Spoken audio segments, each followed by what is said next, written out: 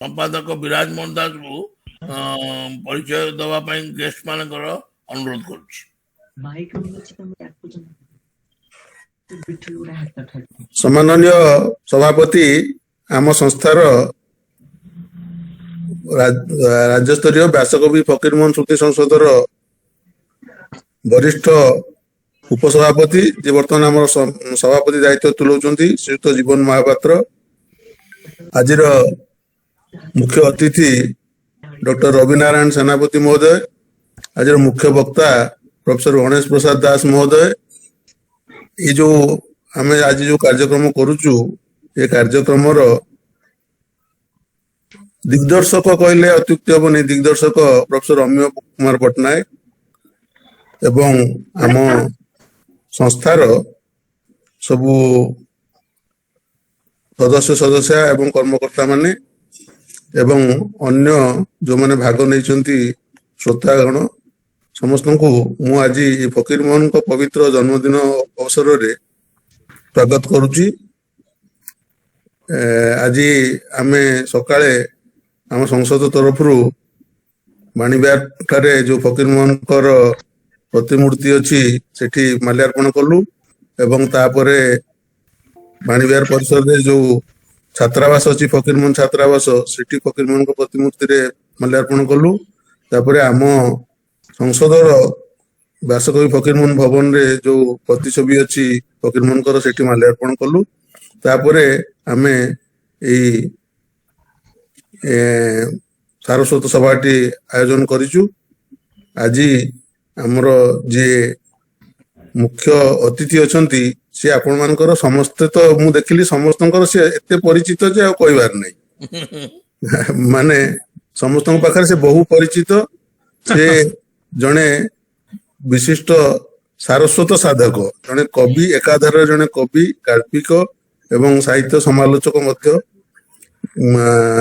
तबे कवि भाव से विशेष भाव परिचित। तांको कृति उपरे पिला माने पीएचडी उपाधि मध्य लाभ कर सारे।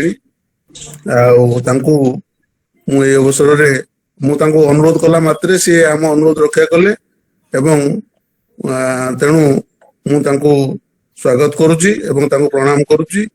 एवं आजिर मुख्य वक्ता जी प्रोफेसर गणेश प्रसाद दास से जने शिक्षाविद संगे संगे जने विशिष्ट प्राबंधिक मध्य तांकर समाज साहित्य दर्शन नाम रे एक बहुत उपादेय पुस्तक प्रकाशित होईची।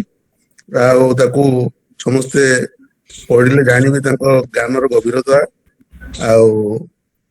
मो पई एटा बहुत गोटे सौभाग्यर विषय होची ये दी जण जाक को पाखरे मु पाठ पढ़िची।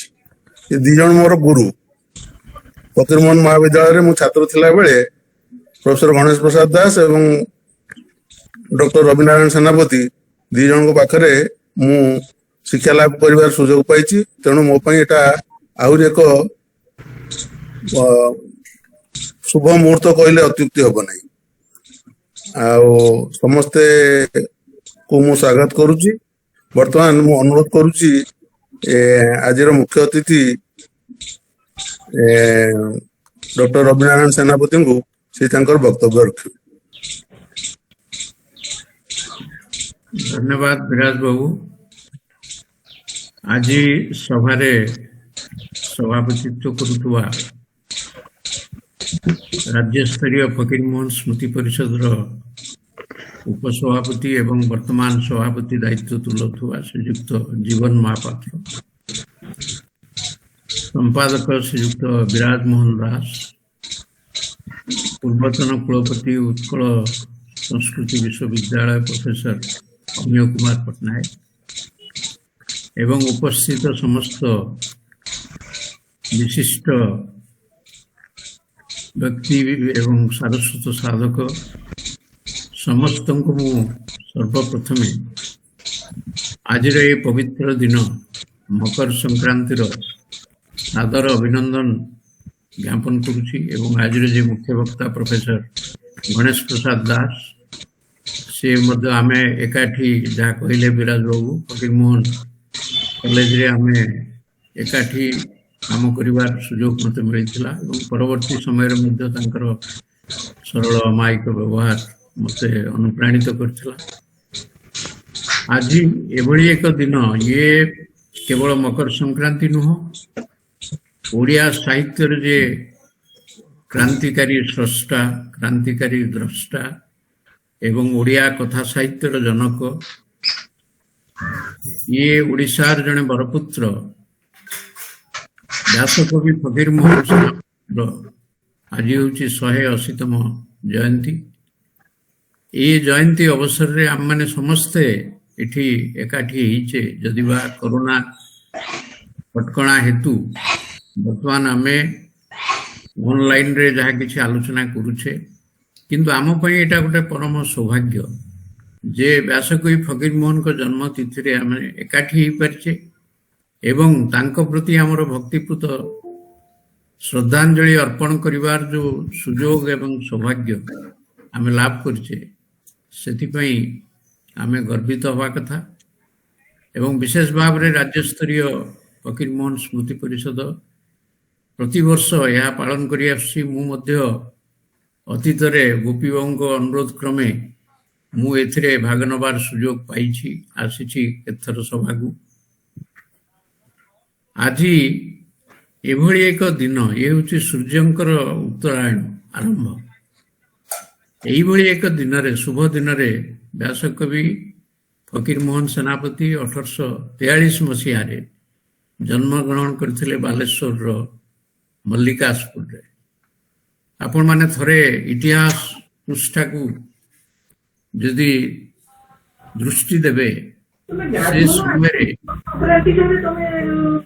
ଓଡ଼ିଶାର ଯେଉଁ ସ୍ଥିତି, ସେ ସ୍ଥିତି ଥିଲା ସଂକଟଜନକ। ଓଡ଼ିଶା ସେତେବେଳେ ସ୍ୱତନ୍ତ୍ର ପ୍ରଦେଶ ହେଇନଥିଲା। ଓଡ଼ିଶା କହିଲେ ସେତେବେଳେ ଗୋଟେ ଡିଭିଜନ ଏବଂ ବେଙ୍ଗଲ ପ୍ରେସିଡେନ୍ସି ଅଣ୍ଡରରେ ସେତେବେଳେ ଓଡ଼ିଶା ଡିଭିଜନ ଏବଂ 3ଟି ଜିଲ୍ଲା ବାଲେଶ୍ୱର, କଟକ, ପୁରୀ। ସେ ସମୟର ଚିତ୍ର ଫକୀରମୋହନ ତାଙ୍କର ଆତ୍ମଜୀବନରେ ଅତି ପ୍ରାଞ୍ଜଳ ଭାବରେ ଦର୍ଶାଇଛନ୍ତି। ବିଶେଷ ଭାବରେ ଯେଉଁମାନେ ତାଙ୍କର ଆତ୍ମଜୀବନୀ ପଢ଼ିବେ, ସେଥିରେ ସେ ସମୟର ଏକ ସ୍ପଷ୍ଟ ଚିତ୍ର ଆପଣ ସେମାନେ ପାଇପାରିବେ। ଏବଂ ସେ ସମୟରେ ଶିକ୍ଷାର ପ୍ରସାର ହେଇନଥିଲା। ଆଜିକାଲି ତ ଅନେକ ବିଶ୍ୱବିଦ୍ୟାଳୟ ଆମ ରାଜ୍ୟରେ ସୃଷ୍ଟି ହେଇଛି, କିନ୍ତୁ ସେ ସମୟରେ ଓଡ଼ିଶାରେ ମଧ୍ୟ ବିଶ୍ୱବିଦ୍ୟାଳୟ ନଥିଲା। ବିଶ୍ୱବିଦ୍ୟାଳୟ ବହୁତ ପରେ ହେଲା। ଉତ୍କଳ ବିଶ୍ୱବିଦ୍ୟାଳୟ ପ୍ରଥମ 1943 ମସିହାରେ, ତାଙ୍କ ଜନ୍ମର 100 ବର୍ଷ ପରେ। ତ ସେ ସମୟରେ ଯାହା ପରିସ୍ଥିତି, ସେ ପରିସ୍ଥିତି ଅତ୍ୟନ୍ତ ପ୍ରତିକୂଳ ଥିଲା ଓଡ଼ିଆ ଜାତି ପାଇଁ। ସେ ସମୟ ଥିଲା ସଂଘର୍ଷ ଏବଂ ସଂଗ୍ରାମର ସମୟ। ସେହି ସମୟରେ ଆପଣମାନେ ଟିକେ ବିଚାର କରି ଦେଖନ୍ତୁ, ଗୋଟିଏ ସ୍ୱଳ୍ପ ଶିକ୍ଷିତ ଯୁବକ ଯାହା ଭିତରେ ପ୍ରଚଣ୍ଡ ସ୍ୱାଭିମାନ, ପ୍ରଚଣ୍ଡ ଆତ୍ମବିଶ୍ୱାସ, ସେ ସମୟରେ ସିଏ ନେତୃତ୍ୱ ଦେଇଥିଲେ ଓଡ଼ିଆ ଭାଷାର ସୁରକ୍ଷା ପାଇଁ। ବ୍ୟାସକବି ଫକୀରମୋହନ ସେ ସମୟରେ ବାଲେଶ୍ୱରରେ ଯେଉଁ ପ୍ରେସଟି ଆଣି ପ୍ରତିଷ୍ଠା କଲେ, ଉଦ୍ଦେଶ୍ୟ ଥିଲା ଯେ ସେ ପ୍ରେସରୁ ସମ୍ବାଦପତ୍ର ବାହାରିବ, ପତ୍ରପତ୍ରିକା ବାହାରିବ। ସେ ପ୍ରେସଟି ଗୋଟେ ଅଚଳ ପ୍ରେସଟି ଆସିଲା ଯେତେବେଳେ ତାକୁ ଆଣିକିରି ସେ ଯେତେବେଳେ ଛାପିବା ପାଇଁ ବାହାରିଲେ, ସେଥିରେ ଖାଲି କାଳି ଯାକ ହେଇଗଲା, କାଗଜରେ କେବଳ କାଳି ଲେସି ହେଇଗଲା। ବାହାରେ ସେତେବେଳେ ଲୋକ ସବୁ ଠିଆ ହେଇଥାନ୍ତି। ଫକୀରମୋହନ ସେତେବେଳକୁ ତାଙ୍କ ଅବସ୍ଥା ଯାହା ଅନୁମାନ କରି ସେ ନିଜେ ଲେଖିଛନ୍ତି ସେଥିରେ, ଯେ ବାହାର ଲୋକମାନଙ୍କୁ ସେ କ'ଣ କହିବେ। ସେ ମିଶନାରୀ ପ୍ରେସରୁ ଆଣିଥିଲେ, ସେ ଯେଉଁ ପ୍ରିଣ୍ଟିଂ ପ୍ରେସ୍। ସେ ଯାଇକି କହିଲେ ଆଜି କାଳି ଦିଆହେଲା, କାଲିକି ଛାପା ଅକ୍ଷର ବାହାରିବ। ପ୍ରତ୍ୟୁତ୍ପନ୍ନମତିତା ତାଙ୍କର ଏତେ ବେଶୀ ଥିଲା ଏବଂ ନିଜକୁ କୌଣସି ବାଟେ ସମ୍ଭାଳି ନେଇ ସେ କିନ୍ତୁ ହତୋତ୍ସାହିତ ହେଲେନି। ତାପରେ ପୁଣି ପ୍ରେସ୍ ଆଣି ବାଲେଶ୍ୱରରୁ ସମ୍ବାଦ ବାହିକା, ବୋଧଦାୟିନୀ ପତ୍ରିକା ଏସବୁ ବାହାର କଲେ ଏବଂ କରିବା ଫଳରେ ବାଲେଶ୍ୱର ଯେଉଁ ସଂସ୍କୃତିର ପୀଠ ହେଇଛି, ବାଲେଶ୍ୱରର ମାଟିରୁ ଯେଉଁମାନେ ସବୁ ଜନ୍ମ ନେଇଛନ୍ତି ସାରସ୍ୱତ ସାଧକମାନେ, ସେମାନଙ୍କର ଆଦ୍ୟ ପ୍ରେରଣାଦାତା ଥିଲେ ଫକୀରମୋହନ, ବ୍ୟାସକବି ଫକୀରମୋହନ। କାନ୍ତକବି ଲକ୍ଷ୍ମୀକାନ୍ତ ନିଜେ ଲେଖିଛନ୍ତି ଯେ ସେ ବ୍ୟାସକବି ଫକୀରମୋହନଙ୍କର ଆଶୀର୍ବାଦ ଲାଭ କରିଥିଲେ ଏବଂ ବ୍ୟାସକବି ଫକୀରମୋହନ କହିଥିଲେ ତୁମ ଲେଖାରେ ଫୁଲ ଚନ୍ଦନ ପଡୁ। ବନ୍ଦେ ଉତ୍କଳ ଜନନୀ, ଓଡ଼ିଶାର ଯୋଉ ରାଜ୍ୟ ସଙ୍ଗୀତର ମାନ୍ୟତା ପାଇଛି ତାର ସ୍ରଷ୍ଟା ଅମର କବି କାନ୍ତ କବି ଲକ୍ଷ୍ମୀକାନ୍ତ ମହାପାତ୍ର ନିଜେ ସେ କଥା ସ୍ୱୀକାର କରିଛନ୍ତି। ତ ବ୍ୟାସକବି ଫକୀରମୋହନ ଅନେକ କ୍ଷେତ୍ରରେ ତାଙ୍କର ଯୋଉ ଗଳ୍ପ ରେବତୀ ଗଳ୍ପ ହଉଛି ଓଡ଼ିଆ ସାହିତ୍ୟର ପ୍ରଥମ ଗଳ୍ପ ଏବଂ ରେବତୀ ଗଳ୍ପରେ ଏଭଳି ଚିତ୍ର ସେ ଦେଇଛନ୍ତି, କହିବାକୁ ଗଲେ ଓଡ଼ିଶାରେ ନାରୀ ଶିକ୍ଷାର ପ୍ରଥମ ମୂଳ ଭିତ୍ତି ସେ ସ୍ଥାପନ କରିଥିଲେ ସାହିତ୍ୟ ମାଧ୍ୟମରେ ଓଡ଼ିଶାରେ ନାରୀ ଶିକ୍ଷାର ପ୍ରସାର ପାଇଁ ଭିତ୍ତିପ୍ରସ୍ତର ସେ ସ୍ଥାପନ କରିଥିଲେ। କହିଲେ ଏକଥା ଅତ୍ୟୁକ୍ତି ହବନି, କାରଣ ସେ ଗଳ୍ପରେ ସେ ଯେଭଳି ଦେଖେଇଛନ୍ତି ନାରୀ ଶିକ୍ଷା ପ୍ରତି ଲୋକଙ୍କର ଯୋଉ ପ୍ରକାର, ଅନେକ ବର୍ଷ ପରେ, ଖାଲି ସେ ସମୟରେ ନୁହଁ, ଅନେକ ବର୍ଷ ପର୍ଯ୍ୟନ୍ତ ଓଡ଼ିଶାରେ ନାରୀ ଶିକ୍ଷାର ପ୍ରସାର ହେଇପାରି ନଥିଲା ଏବଂ ତା ପାଇଁ ବିଭିନ୍ନ କାରଣ ମଧ୍ୟ ଅଛି। ଗୋଟେ ହେଇପାରେ ରକ୍ଷଣଶୀଳ ସମାଜ, ଆଉ ଗୋଟେ ହେଇପାରେ ଯେ ଆମ ପାଖରେ ସେଭଳି ସୁବିଧା ନଥିଲା ଏବଂ ବିଶେଷ ଭାବରେ ଭାଷା ଆନ୍ଦୋଳନ କ୍ଷେତ୍ରରେ ସେତେବେଳେ ଓଡ଼ିଶାରେ ମଧ୍ୟ ଓଡ଼ିଆ ପାଠ୍ୟପୁସ୍ତକର ଅଭାବ ଥିଲା। ଫକୀରମୋହନ ନିଜର ଆଦ୍ୟ ଜୀବନରେ ସେ ନିଜେ ଶିକ୍ଷକତା କରିବା ସଙ୍ଗେ ସଙ୍ଗେ ସେ ମଧ୍ୟ କିଛି ପାଠ୍ୟପୁସ୍ତକ ରଚନା କରିଥିଲେ। ଭାରତବର୍ଷର ଇତିହାସ ଗୋଟେ ରଚନା କରିଥିଲେ। ତାଙ୍କର ଯୋଉ ପ୍ରଥମ ଗଳ୍ପ ସେ ସମୟରେ ଲେଖିଥିଲେ 1868 ମସିହାରେ, ସେ ଗଳ୍ପଟି ହେଉଛି ଲକ୍ଷ୍ମଣିଆ। ସେ ଗଳ୍ପ ଦୁଷ୍ପ୍ରାପ୍ୟ, ନିଜେ ବି ସେ ସ୍ୱୀକାର କରିଛନ୍ତି। ତ ସେ ସମୟରେ ବ୍ୟାସକବି ଫକୀରମୋହନ, ଯିଏକି ଓଡ଼ିଆ ଜାତିର ଭାଷା, ସାହିତ୍ୟ, ସଂସ୍କୃତି ଏବଂ ସ୍ୱାଭିମାନର ପ୍ରତୀକ, ସେ କେବଳ ସାହିତ୍ୟ ସ୍ରଷ୍ଟା ନଥିଲେ, ତାଙ୍କର ବ୍ୟକ୍ତିତ୍ୱ ଏଭଳି ଥିଲା ଯେ ଯେକୌଣସି ଚ୍ୟାଲେଞ୍ଜ ବା ଆହ୍ୱାନର ସମ୍ମୁଖୀନ ହେଇ ସିଏ ତାକୁ ସଠିକ ମୁକାବିଲା କରୁଥିଲେ। ଏଇଠି ଆଉ ଗୋଟିଏ କଥା ମୁଁ କହିବାକୁ ଚାହୁଁଛି, ଯୋଉଟା କି ଆପଣମାନେ ସମସ୍ତେ ଜାଣିଥିବେ, ସେତେବେଳେ ବଙ୍ଗପ୍ରଦେଶ ଅଧୀନରେ ଓଡ଼ିଶା ଗୋଟିଏ ଡିଭିଜନ, ସେଥିପାଇଁ ଭାଷା କ୍ଷେତ୍ରରେ ଗୋଟିଏ ଆରମ୍ଭ ହେଲା ବୈରଭାବ। ଓଡ଼ିଆ ଗୋଟିଏ ସ୍ୱତନ୍ତ୍ର ଭାଷା ନୁହେଁ ବୋଲି କେତେକ ମୁଷ୍ଟିମୟ ବ୍ୟକ୍ତି ପ୍ରଚାର କରିବାକୁ ଲାଗିଲେ ଏବଂ ତାର ସଠିକ ମୁକାବିଲା କରିବା ପାଇଁ ସେ ସମୟରେ ବାଲେଶ୍ୱରରେ ଜଣେ ଜିଲ୍ଲାପାଳ ଥିଲେ ଜନ୍ ବିମ୍ସ ଖାଲି ରାଜକର୍ମଚାରୀ ନଥିଲେ, ସେ ଥିଲେ ଜଣେ ଭାଷାବିତ୍। ସେ ଗବେଷଣା କରୁଥିଲେ comparative grammar of Indo Aryan ଲାଙ୍ଗୁଏଜେସ୍, ତା ଉପରେ ସେ ଗବେଷଣା କରୁଥିଲେ।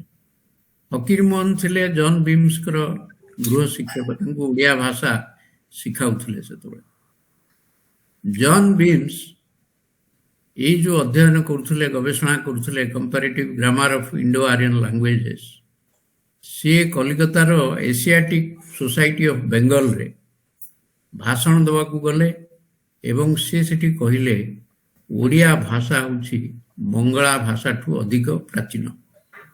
ପ୍ରକୃତରେ ବି ସେଇଆ।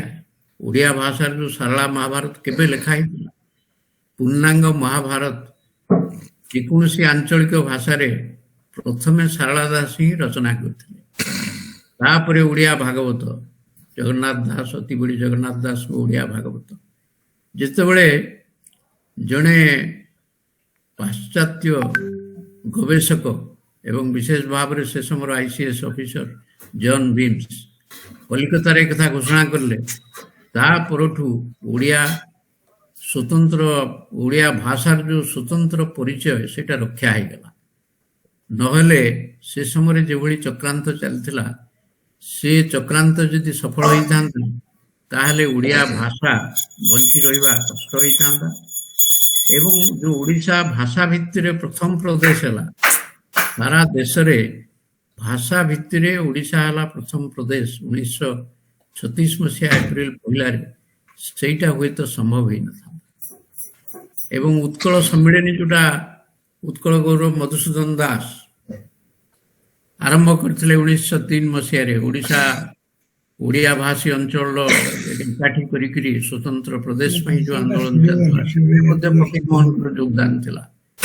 एपरिकी उत्कल सम्मेलन बालेश्वर अधिवेशन रे से सभापतित्व करथिले।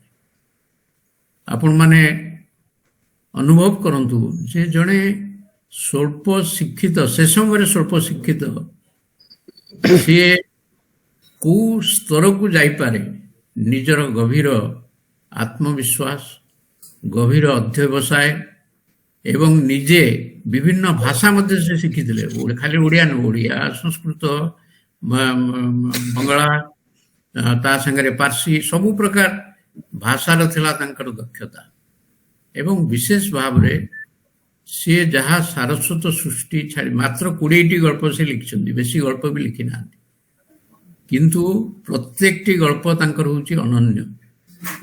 से पेटेंट मेडिसिन हो कि डाक मुंशी हो कि रांडीपु अंता हो जहाँ जहाँ गप से लिखि गल्प स्वल्प आम समय से पढ़ा होता गल्प स्वल्प तो प्रत्येक गल्प होची अनन्य से ओडिया समाजर निच्छक चित्र प्रकाशित होइछि एवं विशेष भाव में ओडिया उपन्यास से लिखिं 6 माण 8 से समय कह जाए निजे मध्य फकीरमोहन लिखिं जे 6 माण 8 गुण जो उत्कल साहित्य पृष्ठार प्रकाश पाउला दूर किसी लोक कटक आसुले देखापी केमती मकदमा विचार चलती देखापी तमें एत जीवंत भाव से चित्रण करते जहाँकि ओडिया उपन्यास मूलदुआ से पकई फकीरमोहन का आत्मजीवनी जोटा से निजे लिखिं जे आज आत्मजीवनी लिखुची एटा मूलदुआ हिसाब से एवं भविष्य में अनेक आत्मजीवनी लिखा व्रती हेबे तेणु अनेक क्षेत्र में से थिले प्रथम अनेक क्षेत्र में खाली साहित्य नुह एपरिकी कांग्रेस अधिवेशन रे जोग देवाई से जाइथिले मद्रास से समय मद्रास से लिखिं कांग्रेस अधिवेशन जोग जाइथिली बाटरे आसला बेले कावेरी नदी बेजवाड़ा ठारे ओल्हेकरी कावेरी नदी रे मु ये करली पानी टिके छुईली तो ये प्रकार जो जड़े जाति प्रति समर्पित नहेले भाषा प्रति समर्पित नहेले भाषा प्रति आनुगत्य न रहिले जड़े एभली व्यक्तित्व नहीं। फकीरमोहन कार्य क्षेत्र में जड़े प्रशासनिक अधिकारी थिले विभिन्न राज्य रे जाई देवान हिसाब से कार्य करते किंतु से केबे निजर आत्मसम्मान को सालिश कर नीलगिरी जो देवान थिले सेतबेले राजांकर किसी कार्यकलाप भल लगे प्रजा मान हित चाहूले प्रजा मान हित जहाँ करने कथा से चाहूले किंतु राजा चाहून जो कि सेठू इस्तफा देदेले आत्मजीवन रे लिखिं इस्तफा सीना देदेले किंतु याडे जीविका केमती निर्वाह करेंगे से कथा से निजे लिखिं आत्मजीवन रे तापरे आसिले आसिकी कटक रे से को जॉन बीम्स थे कटक कलेक्टर तांकू जाइकरी देखा करले देखा करिया परे से सुटू कहले डमपड़ा रे गोटे पदवी खाली अच्छी तुम्हें से जीव कि आंकर ये तापर डमपड़ा गले डमपड़ा ढेंकानाल विभिन्न केन्द्रापड़ा विभिन्न जगार देवान हिसाब से कार्य कर प्रशासनिक केन्दुझर थिला बेले प्रजा मिलीला से विषय मध्य से लिखिं तो विभिन्न स्थान रे तांकर वृत्तिगत जीवन निर्वाह करिसेंती सभा शेष जेतेबेले से रहिले कटक रे कटक रु जाई बालेश्वर रे रहिले एवं तांकर सारस्वत सृष्टि संभार विशेष भाव रे कहियो गले जो गल्प उपन्यास इत्यादि से सब अवसर जीवन रे प्राय सब जगह लिखिं ता पूर्व तांकर अनुवाद से करथिले भगवत गीतार अनुवाद करथिले रामायण महाभारत अनुवाद करथिले आम घरे मोर पिला बेले मैं देखिली फकीरमोहन सेनापति अनुवादित श्रीमद् भागवत गीता मुझे पढ़ार सुजोग पाई आम घरे थिला से बही ତ ସେ ବୃତ୍ତିଗତ କ୍ଷେତ୍ରରେ ଯେତିକି ଥିଲେ କର୍ମଚଞ୍ଚଳ, ସାରସ୍ୱତ କ୍ଷେତ୍ରରେ ମଧ୍ୟ ସେତିକି କର୍ମଚଞ୍ଚଳ ଥିଲେ। ସେ ଦେୱାନ ହିସାବରେ କାର୍ଯ୍ୟ କରିବା ସହିତ ବିଭିନ୍ନ ଅନୁବାଦ କାର୍ଯ୍ୟ କରୁଥିଲେ। ବ୍ୟକ୍ତିଗତ ଜୀବନ ତାଙ୍କର ଯେତିକି ଦୁଃଖ ଏବଂ ସଂଘର୍ଷମୟ ଥିଲା, ଏପଟରେ ତାଙ୍କର ଯୋଉ ବ୍ୟକ୍ତିଗତ ଜୀବନରେ ମଧ୍ୟ ସେ ସଂଘର୍ଷ କରିଛନ୍ତି, ସଂଗ୍ରାମ କରିଛନ୍ତି। ତେଣୁ ସିଏ ଜଣେ ସଂଗ୍ରାମୀ ପୁରୁଷ ଏବଂ ଓଡ଼ିଆ ଜାତି ପାଇଁ ଚିରକାଳ ପାଇଁ ସିଏ ରହିବେ ପ୍ରେରଣାଦାୟୀ ହିସାବରେ। ଓଡ଼ିଆ ଜାତିକୁ ସବୁଦିନ ପାଇଁ ମୁଁ ମୋର ଗୋଟେ ବ୍ୟାସକବି ବୋଲି ଗୋଟେ ପୁସ୍ତକ ବାହାରିଥିଲା 1993 ମସିହାରେ, ତାଙ୍କର 150ତମ ଜନ୍ମବାର୍ଷିକୀ ପାଳନ ଅବସରରେ। ସେଇଥିରେ ମୁଁ ଲେଖିଥିଲି ଯେ ସିଏ ରହିବେ ଏକ ଧ୍ରୁବ ତାରା ଭଳି। ତାଙ୍କର ଯେଉଁ ବ୍ୟକ୍ତିତ୍ୱ, ସେ ସେଇଭଳିଆ ଧ୍ରୁବ ତାରା ଭଳି ସେ ରହିବେ ଓଡ଼ିଆ ଜାତି ପାଇଁ, ଖାଲି ଓଡ଼ିଆ ସାହିତ୍ୟ ପାଇଁ ନୁହଁ, ଓଡ଼ିଆ ସାହିତ୍ୟ ପାଇଁ, ଓଡ଼ିଆ ଜାତି ପାଇଁ, ବିଶେଷ କରିକି ଯୁବପିଢ଼ି ପାଇଁ। ଯୁବପିଢ଼ି ଯେଉଁମାନେ ଆଗକୁ ଯିବାକୁ ଚାହୁଁଛନ୍ତି ତାଙ୍କ ପାଇଁ ଫକୀରମୋହନ ହେଉଛନ୍ତି ଅସରନ୍ତି ପ୍ରେରଣାର ଉତ୍ସ। କେବଳ ଫକୀରମୋହନ ସାହିତ୍ୟକୁ ଅଧ୍ୟୟନ କରିବା ଆବଶ୍ୟକ ଏବଂ ତାଙ୍କର ଜୀବନୀକୁ ପାଠ କରିବା ଦରକାର। ତାଙ୍କର ଆତ୍ମଜୀବନୀ ଏତେ ସୁନ୍ଦର ଭାବରେ ସେ ଲେଖିଛନ୍ତି, ଏତେ ସୁନ୍ଦର ଭାବରେ ଲେଖିଛନ୍ତି, ଯିଏ ପଢ଼ିବ, ମୁଁ ତ ନିଜେ ପଢ଼ିଲା ପରେ ମୋତେ ଏତେ ଲାଗିଲା, ମୁଁ ଏଭଳି ଭାବରେ ଉନ୍ମାଦନା ଅନୁଭବ କଲି ଯେ ଆମମାନଙ୍କ ଭିତରେ ଗୋଟେ ଜାତି ପ୍ରାଣତା ରହିବା ଦରକାର। ଜାତି ପ୍ରତି ଆମର କିଛି କର୍ତ୍ତବ୍ୟ ରହିଛି, ସେଇଟା ରହିବା ଦରକାର। ଏବଂ ଫକୀରମୋହନଙ୍କର ତାଙ୍କର ଏତେ ଲେଖିବା ସତ୍ତ୍ୱେ କିନ୍ତୁ ତାଙ୍କ ଭିତରେ ଯେଉଁ ନମ୍ର ଭାବ ଥିଲା, ସିଏ କଟକରେ ଗୋଟେ ସଭାରେ ଭାଷଣ ଦେବା ପ୍ରସଙ୍ଗରେ କହିଥିଲେ, ମୁଁ ଯାହା କିଛି କରିଛି ଇଏ ମାତ୍ର ଗୋଟିଏ ଗୁଣ୍ଡୁଚି ମୂଷାର ଅବତାର। ସେତୁ ବନ୍ଧରେ ଯେମିତି ଗୁଣ୍ଡୁଚି ମୂଷା ଯେତିକି ଦେଇଛି, ମୁଁ କେବଳ ସେତିକି କରିଛି। ତ ଏ ପ୍ରକାର ଯେଉଁ ନିଜ ଭିତରେ, ଆମମାନଙ୍କ ଭିତରେ ଅନେକ ସମୟରେ ଅହଙ୍କାର ଆସିଯାଏ। ଆମମାନେ ବେଳେବେଳେ ଆସ୍ଫାଳନ କରୁ ଯେ ମୁଁ ଏମିତି କରିଦେଲି, ସେମିତି କରିଦେଲି। କିଛି ନୁହଁ। ଜାତି ପାଇଁ, ସମାଜ ପାଇଁ, ଭାଷା ପାଇଁ, ସାହିତ୍ୟ ପାଇଁ, ସଂସ୍କୃତି ପାଇଁ ଯାହା କିଛି କରିଲେ, ଯଦି ଫକୀରମୋହନଙ୍କ ଅବଦାନ ଗୁଣ୍ଡୁଚି ମୂଷାର ଅବଦାନ ହେଇପାରେ, ଆମମାନେ କିଏ? ଆମମାନେ ଛାର ମାତ୍ର। ଆମମାନଙ୍କର କିନ୍ତୁ ଆମ ଭିତରେ ସେ ଅହମିକା ପରିତ୍ୟାଗ କରି ଆମେ ଯେତେବେଳେ ସର୍ବାନ୍ତକରଣରେ ଓଡ଼ିଆ ଭାଷା, ସାହିତ୍ୟ, ସଂସ୍କୃତିର ପ୍ରଚାର ପ୍ରସାର ଦିଗରେ ବ୍ରତୀ ହେବା, ସେତେବେଳେ ଆମର ସମାଜ ସମୃଦ୍ଧ ହେବ ଏବଂ ଆମେ ନିଜକୁ ଗର୍ବ କରି କହିପାରିବା ଆମମାନେ ସମସ୍ତେ ଓଡ଼ିଆ ଜାତିର। ଆମର ମାତୃଭାଷା ହେଉଛି, ଆଜି ଓଡ଼ିଆ ଭାଷା ଶାସ୍ତ୍ରୀୟ ମାନ୍ୟତା ପାଇଛି। ଶାସ୍ତ୍ରୀୟ ଅଳ୍ପ କେତୋଟି ଭାଷା ଭିତରେ ଶାସ୍ତ୍ରୀୟ ମାନ୍ୟତା ପାଇଛି। କିନ୍ତୁ ଏଇ ଯେଉଁ ଶାସ୍ତ୍ରୀୟ ମାନ୍ୟତା ପାଇଥିବା ଭାଷା, ତାକୁ ଆମେ କିଭଳି ସମୃଦ୍ଧ କରିବା?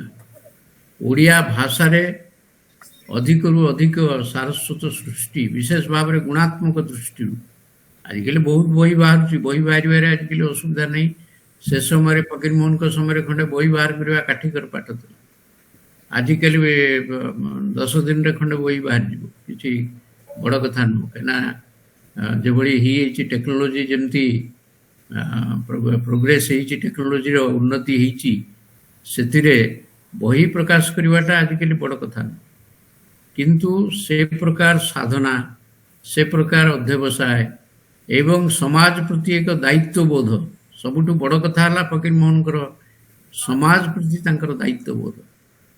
ଏବଂ ଦ୍ୱିତୀୟ କଥାଟି ହେଲା, ସାହିତ୍ୟରେ ତାଙ୍କର ଯେଉଁ ଚରିତ୍ରମାନଙ୍କୁ ନେଇକି ସେ ଥୋଇଲେ, ସେ ଭଗିଆ ହଉ, ସାରିଆ ହଉ ଏବଂ ଅନ୍ୟ ଯେତେ ଚରିତ୍ର ସେ ଥୋଇଛନ୍ତି, ସମସ୍ତେ ଦଳିତ, ଅତ୍ୟାଚାରିତ, ନିଷ୍ପେଷିତ ବର୍ଗର ସାଧାରଣ ଚରିତ୍ରମାନଙ୍କୁ ସେ ସାହିତ୍ୟରେ ସ୍ଥାନ ଦେଇଛନ୍ତି।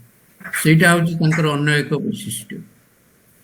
ନହେଲେ ଆପଣ ଦେଖିବେ ସେ ସମୟରେ ଇଂରାଜୀ ଭାଷାର ନୂଆ ନୂଆ ଯେଉଁ ପ୍ରସାର ହେଉଥାଏ, ଇଂରାଜୀ ଶିକ୍ଷିତ ଯୁବକମାନେ ଯେଭଳି ଭାବରେ ଅହଙ୍କାରୀ ହେଇପଡ଼ିଥାନ୍ତି, ତ ସେଇ ସମୟରେ ତାକୁ ଲକ୍ଷ୍ୟ କରିକିରି ସେ ଲେଖିଛନ୍ତି ଢାକୁ ମୁନ୍ସି ଗଳ୍ପ ଏବଂ ତାର ଲକ୍ଷଣ ମଧ୍ୟ ଏପର୍ଯ୍ୟନ୍ତ କିଛି ନା କିଛି ଚାଲିଛି, ନ ଚାଲିଛି ବୋଲି ନାହିଁ। ସାଧାରଣତଃ ଆମମାନେ କଥା ହେଲା ବେଳେ ବିଶେଷ କରିକି ଲକ୍ଷ୍ୟ କରୁ ଯେ କିଛି ଇଂରାଜୀ ଶବ୍ଦ ନ କହିଲେ ଆମେ ଓଡ଼ିଆରେ କହିବା ଆମ ପକ୍ଷରେ ସମ୍ଭବ ହୁଏନି।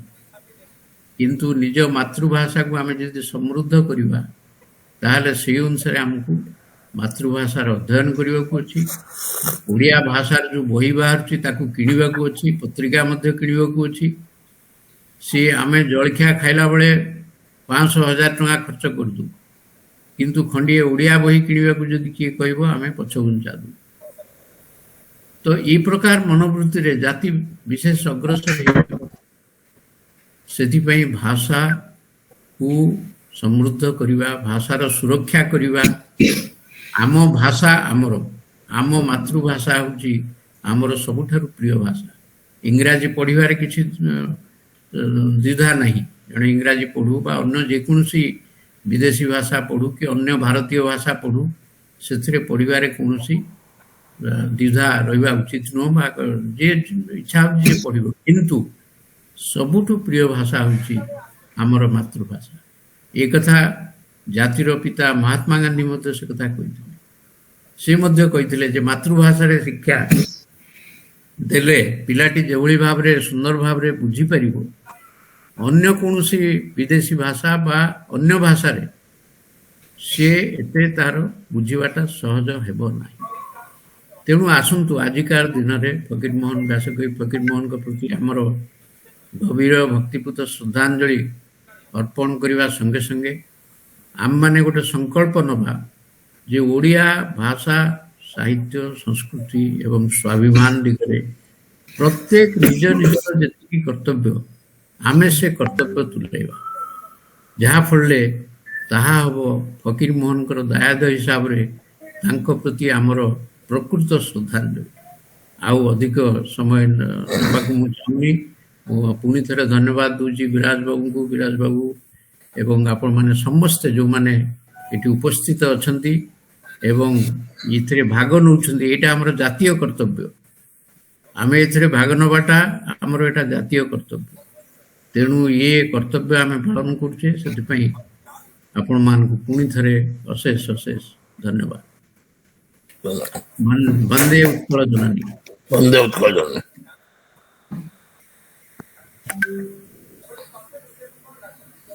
খুব ভালো। বিরাজ বাবু,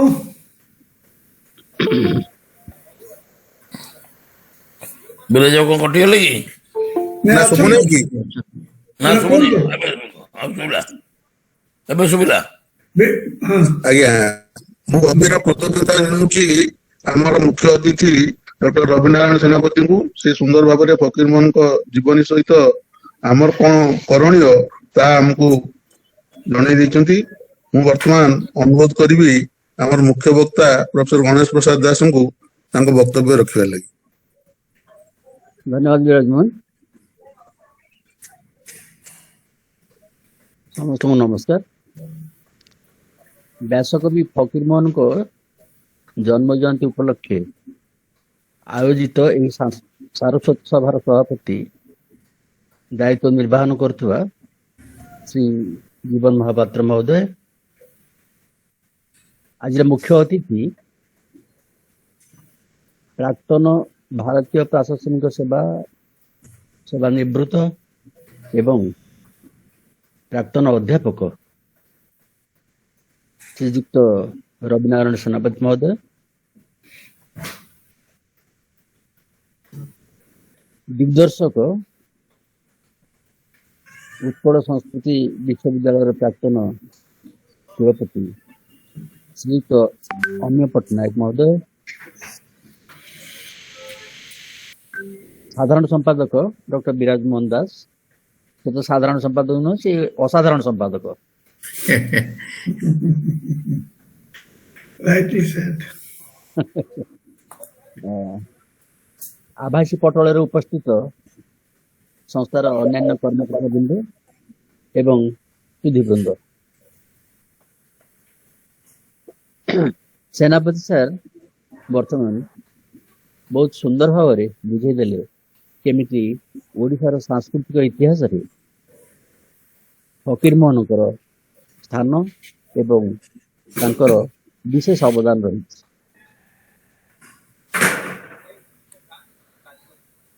ମତେ ଯେତେବେଳେ ବିରାଜମାନ ଆମନ୍ତ୍ରଣ କଲେ ଆଜିର ସଭାରେ କିଛି କହିବା ପାଇଁ, ମୁଁ ତାଙ୍କୁ କହିଲି କଣ କହିବି, ନୂଆ କଥା ବହୁତ କଥା ତ କୁହାଗଲାଣି, ଲେଖାଗଲାଣି ଏବଂ ଗତ ସଭା ଏଇ ଫକୀରମୋହନ ଭବନରେ ହୋଇଥିଲା। ମତେ ଆମନ୍ତ୍ରଣ କରିଥିଲେ, ମୁଁ ଶୁଣିଥିଲି ଆଭାସୀ ପଟଳରେ, ବହୁତ ଭଲ ଲାଗିଥିଲା। ଜଣେ ଦି ଜଣ ବକ୍ତା ତାଙ୍କର ଗବେଷଣା ଲବ୍ଧ ତଥ୍ୟ ଉପସ୍ଥାପନ କରିଥିଲେ, ଭଲ ଲାଗିଥିଲା। ମୁଁ ଆଉ ଅଧିକା କଣ କହିପାରିବି ବୋଲି ଟିକେ କୁନ୍ତୁ ହେଲି। ସେ କହିଲେ ଆପଣ ତାଙ୍କ ଦର୍ଶନ ଉପରେ କିଛି ଟିକେ କହିବେ ଆଉ। ମୁଁ ରାଜି ହେଲି ଏବଂ ସେ କଥା ଏଠି କରିବି, କିନ୍ତୁ ତା ପୂର୍ବରୁ ଗୋଟେ କଥା କହିବା ପାଇଁ ଚାହିଁବି। ପ୍ରଥମ କଥାଟି ହେଲା ଯେ ଫକୀରମୋହନଙ୍କର ଯୋଉ ଜନ୍ମ ମକର ସଂକ୍ରାନ୍ତିରେ 13/1/1823 ଏବଂ ତାଙ୍କର ଜନ୍ମ ଜୟନ୍ତୀ ପାଳନ କରାଯାଉଛି ମକର ସଂକ୍ରାନ୍ତି ଦିନ 13/1 ନୁହେଁ। ସେଇଟା ମତେ ଭାରି ଭଲ ଲାଗିଛି, କାହିଁକିନା ଆମର ଯୋଉ ରାଜଧାନୀ ଭୁବନେଶ୍ୱର ସେ ପ୍ରତିଷ୍ଠା ହେଇଥିଲା ଏପ୍ରିଲ 13, 1948 ମସିହାରେ। ସେଇଟା ଥିଲା ମହାବିଷୁବ ସଂକ୍ରାନ୍ତି। ମହାବିଷୁବ ସଂକ୍ରାନ୍ତି ବୋଲି ସେଇ ଦିନଟି ପ୍ରତିଷ୍ଠା ଦିବସ ପାଳନ କରାଯାଉଛି। କିନ୍ତୁ ଏବେ ମହାବିଷୁବ ସଂକ୍ରାନ୍ତିକୁ ଛାଡ଼ି ଦେଇକରି ଏପ୍ରିଲ 13 କୁ ଧରିକିରି ରାଜଧାନୀର ପ୍ରତିଷ୍ଠା ଦିବସ ପାଳନ କରାଯାଉଛି। ମୁଁ ଗୋଟେ ଜାଗାରେ ସଭାରେ କହିସାରିଲିଣି ସେ କଥା ଅନ୍ତତଃ କେତେକ ଲୋକଙ୍କ ଦୃଷ୍ଟିଗୋଚର ହେଲାଣି, କିନ୍ତୁ ସେ ତାରିଖ ଏପର୍ଯ୍ୟନ୍ତ ବଦଳି ନାହିଁ। ରବି ସାର୍ ଅଛନ୍ତି, ତାଙ୍କ ମାଧ୍ୟମରେ ଆଉ ଥରେ ସେ ବିଷୟ ଦୋହରାଇବାକୁ ଚାହିଁଲି। ଯଦି ତାଙ୍କ ଜରିଆରେ କିଛି ଚାପ ପଡ଼ି ଏଟା ବଦଳା ଯାଇପାରିବ, ତାହା ପ୍ରକୃତରେ ସାଂସ୍କୃତିକ ଘଟଣାଟି ହବ ଏବଂ ସୁନ୍ଦର ହବ ତାହା। ଆଉ ଗୋଟେ କଥା କହିବା ପାଇଁ ଚାହିଁବି ଯେ ମୋର ଛାତ୍ର ଅବସରପ୍ରାପ୍ତ ପ୍ରଫେସର କୈଳାସ ପଟ୍ଟନାୟକ, ସେ ଗଳ୍ପ ସ୍ୱଳ୍ପର ଗୋଟେ ସଂସ୍କରଣ କାଢିଛନ୍ତି। ସେଥିରେ ପ୍ରବେଶ ପଥ ତାଙ୍କର ଯୋଉ ଇଣ୍ଟ୍ରୋଡକ୍ଟରୀ, ସେଥିରେ ଦି ଚାରି ଧାଡ଼ି କହିଛନ୍ତି ଭାରି ସୁନ୍ଦର ଭାବରେ ଫକୀରମୋହନଙ୍କ ବିଷୟରେ। ତାକୁ ଉଦ୍ଧାର କରିବାକୁ ଚାହିଁବି। ସେଟା ହେଲା ଏହିପରି: ମହତ୍ ସାହିତ୍ୟିକ ମାନେ ଚିରକାଳ ଏଇମିତି, ସେମାନେ ସମକାଳକୁ ରୂପ ଦିଅନ୍ତି, ମାତ୍ର ସମକାଳରେ ସୀମାବଦ୍ଧ ହୋଇ ରହନ୍ତି ନାହିଁ। ସମକାଳକୁ ସର୍ବକାଳରେ ରୂପାୟିତ କରିବା ହିଁ ସେମାନଙ୍କର ପ୍ରତିଭା। ସେଇଥିପାଇଁ 20 ଶତାବ୍ଦୀର ପ୍ରଥମ ଭାଗରେ ଯେଉଁ ଦେଶୀ ଓଡ଼ିଆ ତାଙ୍କ ଗଳ୍ପରେ ମିଳେ, ତାର ପ୍ରୟୋଗ ବୈଚିତ୍ର୍ୟରେ ଯେଉଁ ଶୈଳ୍ପିକ ବିଶିଷ୍ଟତା ପ୍ରକାଶ ପାଏ, ତାହା ଏଇ 80-85 ବର୍ଷର, ବର୍ତ୍ତମାନ ଶତାଧିକ ବର୍ଷ ହେଇଗଲାଣି, ଏଇ 80-85 ବର୍ଷର ସାମାଜିକ, ସାଂସ୍କୃତିକ, ବୌଦ୍ଧିକ ଓ ବୈଜ୍ଞାନିକ ବିକାଶ ପରେ ବି ପୁରୁଣା ଲାଗୁନାହିଁ। ଅସ୍ୱାଭାବିକତା ତତ୍କାଳର ହୋଇ ରହିଛି, ଏବେ ବି ସମକାଳ। ଭାରି ସୁନ୍ଦର ଭାବରେ ନମସ୍କାର ଆଜ୍ଞା, ହାପି ନ୍ୟୁ ଇୟର। ମୁଁ ତ ନିରବଚ୍ଛିନ୍ନ ଭାବରେ ଆପଣଙ୍କୁ ଫୋନ କରି ଚାଲିଛି। ସମସ୍ତେ ଟିକେ ଦୟାକରି କି ନିଜର ମାଇକ୍ରୋଫୋନ ଟା ଅଫ୍ କରିଦିଅନ୍ତୁ, ବାହାର କଥା ଶୁଭି ଯାଉଛି। ସରି, ନିଜର ମାଇକ୍ରୋଫୋନ ମ୍ୟୁଟ କରିଦିଅନ୍ତୁ ସମସ୍ତେ ଦୟାକରି।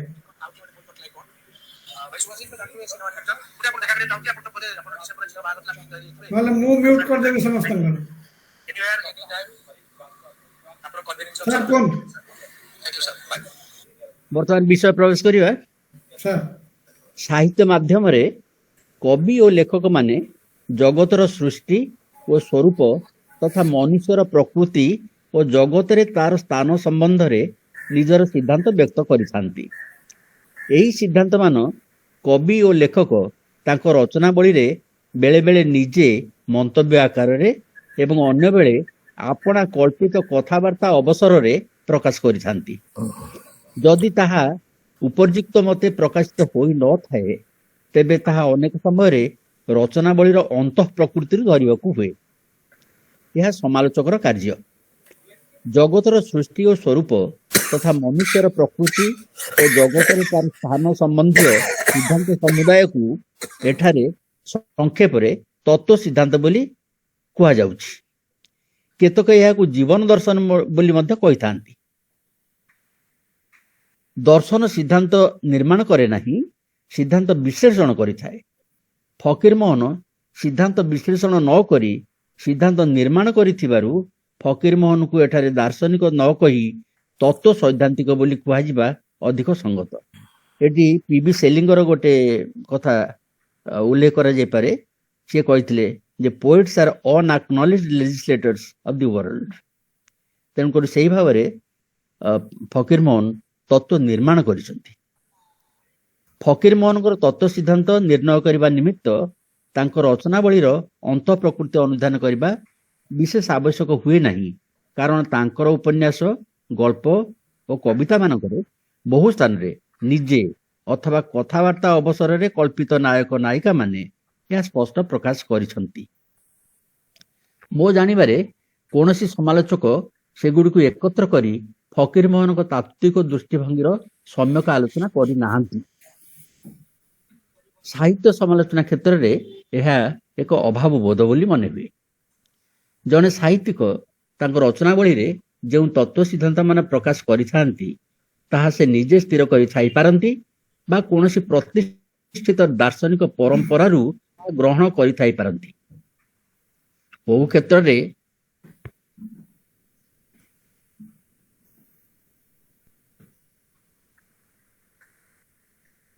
କ୍ଷେତ୍ରରେ ଶେଷୋକ୍ତ କଥା ହିଁ ହୋଇଥାଏ ଏବଂ ଫକୀରମୋହନଙ୍କ କ୍ଷେତ୍ରରେ ଏହା ହୋଇଅଛି।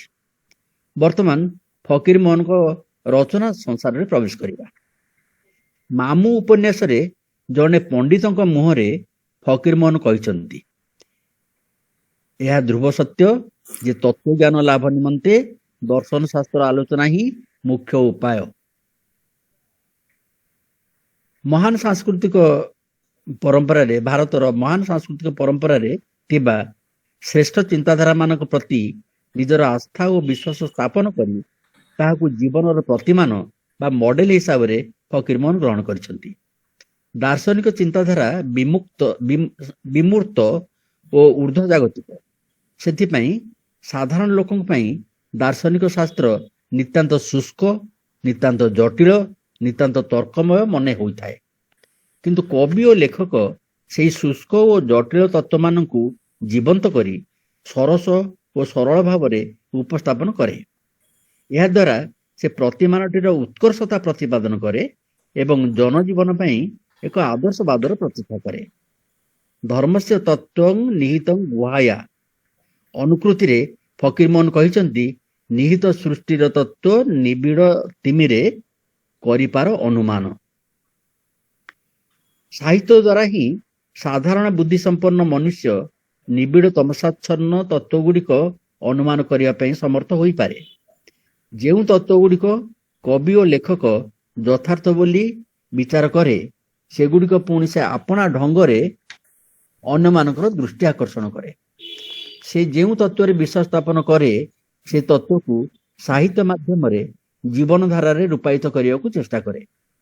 ସୃଜନଶୀଳ ପ୍ରତିଭାବାନ ସାହିତ୍ୟିକ ବିମୂର୍ତ୍ତ ଓ ଉର୍ଦ୍ଧ୍ୱଜାଗତିକ ଚିନ୍ତାଧାରାକୁ ମୂର୍ତ୍ତ ଓ ଜାଗତିକ ରୂପ ଦେଇ ପାଠକ ଚିତ୍ତକୁ ପ୍ରଭାବିତ କରିବାକୁ ଚେଷ୍ଟା କରେ।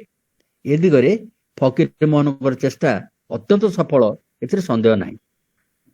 ମନୁଷ୍ୟର ଜୀବନଧାରାରେ ନୀତି ଅନୀତି, କର୍ତ୍ତବ୍ୟ ଅକର୍ତ୍ତବ୍ୟ ଓ ପାପ ପୁଣ୍ୟାଦିର ବିଚାର କରିବାକୁ ହେଲେ ବିଶ୍ୱ ତଥା ମନୁଷ୍ୟର ଓ ପ୍ରକୃତି ଆଦି ସମ୍ବନ୍ଧୀୟ କେତେକ ତତ୍ତ୍ୱ ସ୍ୱୀକାର କରିବା ଆବଶ୍ୟକ ବୋଲି କେତେକ ନୀତି ଦାର୍ଶନିକଙ୍କର ମତ। ଫକୀରମୋହନ ଏହି ମତ ପୋଷଣ କରନ୍ତି ବୋଲି ମନେ ହୁଏ, କାରଣ ସେ ଯେଉଁ ନୀତି ଅନୀତି, କର୍ତ୍ତବ୍ୟ ଅକର୍ତ୍ତବ୍ୟ ଓ ପାପ ପୁଣ୍ୟାଦିର ବ୍ୟାଖ୍ୟା କରିଅଛନ୍ତି, ସେସବୁ ସେ ବିଶ୍ୱ ତଥା ମାନବର ସୃଷ୍ଟି ତଥା ପ୍ରକୃତି ଆଦି ସମ୍ବନ୍ଧୀୟ ତତ୍ତ୍ୱମାନଙ୍କ ଦ୍ୱାରା ସମର୍ଥନ କରିବାକୁ ଚେଷ୍ଟା କରିଥିବାର ଲକ୍ଷ୍ୟ କରାଯାଏ। ସମସ୍ତ ବିଶ୍ୱ ବ୍ରହ୍ମାଣ୍ଡ ସୃଷ୍ଟ ହୋଇଛି। ଉତ୍ତମ କୌଶଳ ସମ୍ପନ୍ନ ଏହି ସୃଷ୍ଟି ଏକ ଅନନ୍ତ ସତ୍ତାର ମହିମା ପ୍ରକାଶ କରେ। ସେ ହେଉଛନ୍ତି ସୃଷ୍ଟିର ପାଳକ, ତାରଣକର୍ତ୍ତା ଓ ଧ୍ୱଂସକର୍ତ୍ତା। ଫକୀରମୋହନ ତାଙ୍କୁ କେତେବେଳେ ଈଶ୍ୱର, କେତେବେଳେ ପରମେଶ୍ୱର, ପୁଣି କେତେବେଳେ ବିଧାତା ବୋଲି କହିଛନ୍ତି। ଜଗତବାସୀ ସମସ୍ତ ନରନାରୀ ତାଙ୍କର ପୁତ୍ର କନ୍ୟା। ଜଗତରେ ସବୁକିଛି ଶୃଙ୍ଖଳିତ। ପରମେଶ୍ୱର ଜଗତରେ ଏକରୂପତା ଓ ନିୟମିତତା ବିଧାନ କରିଛନ୍ତି। ସେହି ଅନୁସାରେ ଚନ୍ଦ୍ର ସୂର୍ଯ୍ୟ ସ୍ୱ ସ୍ୱ କକ୍ଷରେ ଭ୍ରାମ୍ୟମାଣ ଥାଇ ଜଗତରେ ସମାନ ଭାବରେ ଦିବାନିଶି ବିଧାନ କରିଛନ୍ତି। ଜଗତର ସମସ୍ତ ଘଟଣା ତାଙ୍କରି ଆଜ୍ଞାରେ ପରିଚାଳିତ ହେଉଛନ୍ତି। ଏ ବିଧାନ ଅଲଙ୍ଘ୍ୟ। ପରମେଶ୍ୱର ସର୍ବଶକ୍ତିମାନ ଓ ସର୍ବନିୟନ୍ତା। ସେ ସର୍ବଦର୍ଶୀ, ସର୍ବଜ୍ଞତା ଓ ସର୍ବବ୍ୟାପ୍ତ ମଧ୍ୟ। ବଗଲା ବଗୁଲି ଗଳ୍ପର ନାୟିକା ସ୍ୱପ୍ନା ବିଚାରରେ ହରି ହେଉଛନ୍ତି ସବୁକିଛି।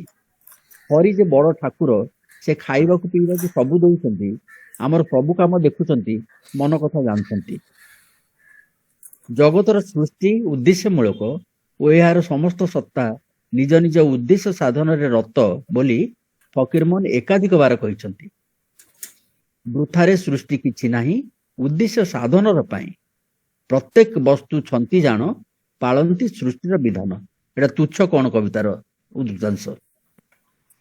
ଆତ୍ମଜୀବନ ଚରିତରେ ଫକୀରମୋହନ ଉଦ୍ଦେଶ୍ୟ ତତ୍ତ୍ୱରେ ଗଭୀର ବିଶ୍ୱାସ ପ୍ରକଟ କରି ଲେଖିଛନ୍ତି, ଗୋଟିଏ କ୍ଷୁଦ୍ରତମ ଦୁର୍ବାଦଳର ସୃଷ୍ଟି ମଧ୍ୟ ଉଦ୍ଦେଶ୍ୟ ବିହୀନ ନୁହେଁ। କିନ୍ତୁ ଏ ତତ୍ତ୍ୱକୁ ଆୟତ୍ତ କରିବା କ୍ଷୁଦ୍ର ମାନବ ପକ୍ଷରେ ଅସାଧ୍ୟ। ସେହି ହିସାବରେ ଜଗତର ଗୋଟିଏ ସତ୍ତା ଅନ୍ୟ ସତ୍ତାମାନଙ୍କ ସହିତ ନିବିଡ଼ ଭାବରେ ସମ୍ବନ୍ଧିତ। କୌଣସିଟି ତୁଚ୍ଛ ବା ହେୟ ନୁହେଁ। କୌଣସିଟିକୁ ଛାଡ଼ି ସୃଷ୍ଟିର ପୂର୍ଣ୍ଣତା ନାହିଁ। ଗୋଟିଏ ତେଜିଲେ ନ ମାନି ହେବ ସୃଷ୍ଟିର ଅଙ୍ଗହାନି ବୋଲି ଫକୀରମୋହନ କହୁଛନ୍ତି। ପ୍ରକୃତ ବିଚାରରେ ସେହି ସର୍ବଶକ୍ତିମାନ, ସର୍ବଦ୍ରଷ୍ଟା ଓ ସର୍ବମୟ କର୍ତ୍ତା, ଧର୍ତ୍ତା ଓ ହର୍ତ୍ତା ହିଁ ଏକମାତ୍ର ସତ୍ୟ ଓ ନିତ୍ୟ, ଧ୍ରୁବ ଓ ଶିବ। ଅପରପକ୍ଷରେ ଜଗତ ଅନିତ୍ୟ ଓ ଅସାର।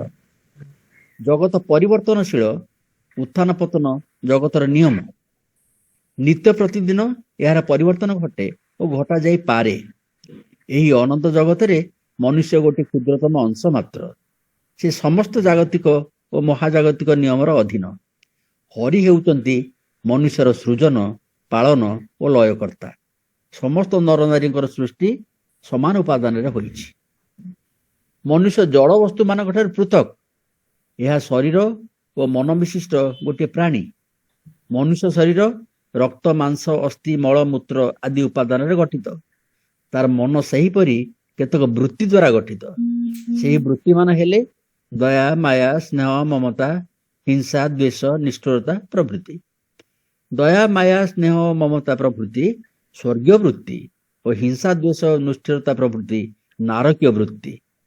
ଅନେକ ବ୍ୟକ୍ତି ସାଧାରଣ ଭାବେ ମନୁଷ୍ୟ ପଦବାଚ୍ୟ ହୋଇଥିଲେ ମଧ୍ୟ ଏବଂ ଶରୀର ତଥା ମନର ମୂଳ ଉପାଦାନ ଓ ବୃତ୍ତି ସମାନ ଥିଲେ ମଧ୍ୟ ଅନୁପାତର ଭିନ୍ନତା ହେତୁ କୋଟି କୋଟି ମନୁଷ୍ୟ ମଧ୍ୟରେ ଜଣକର ରୂପ ସହିତ ଅନ୍ୟ ଜଣକର ରୂପର ମିଳନ ନାହିଁ।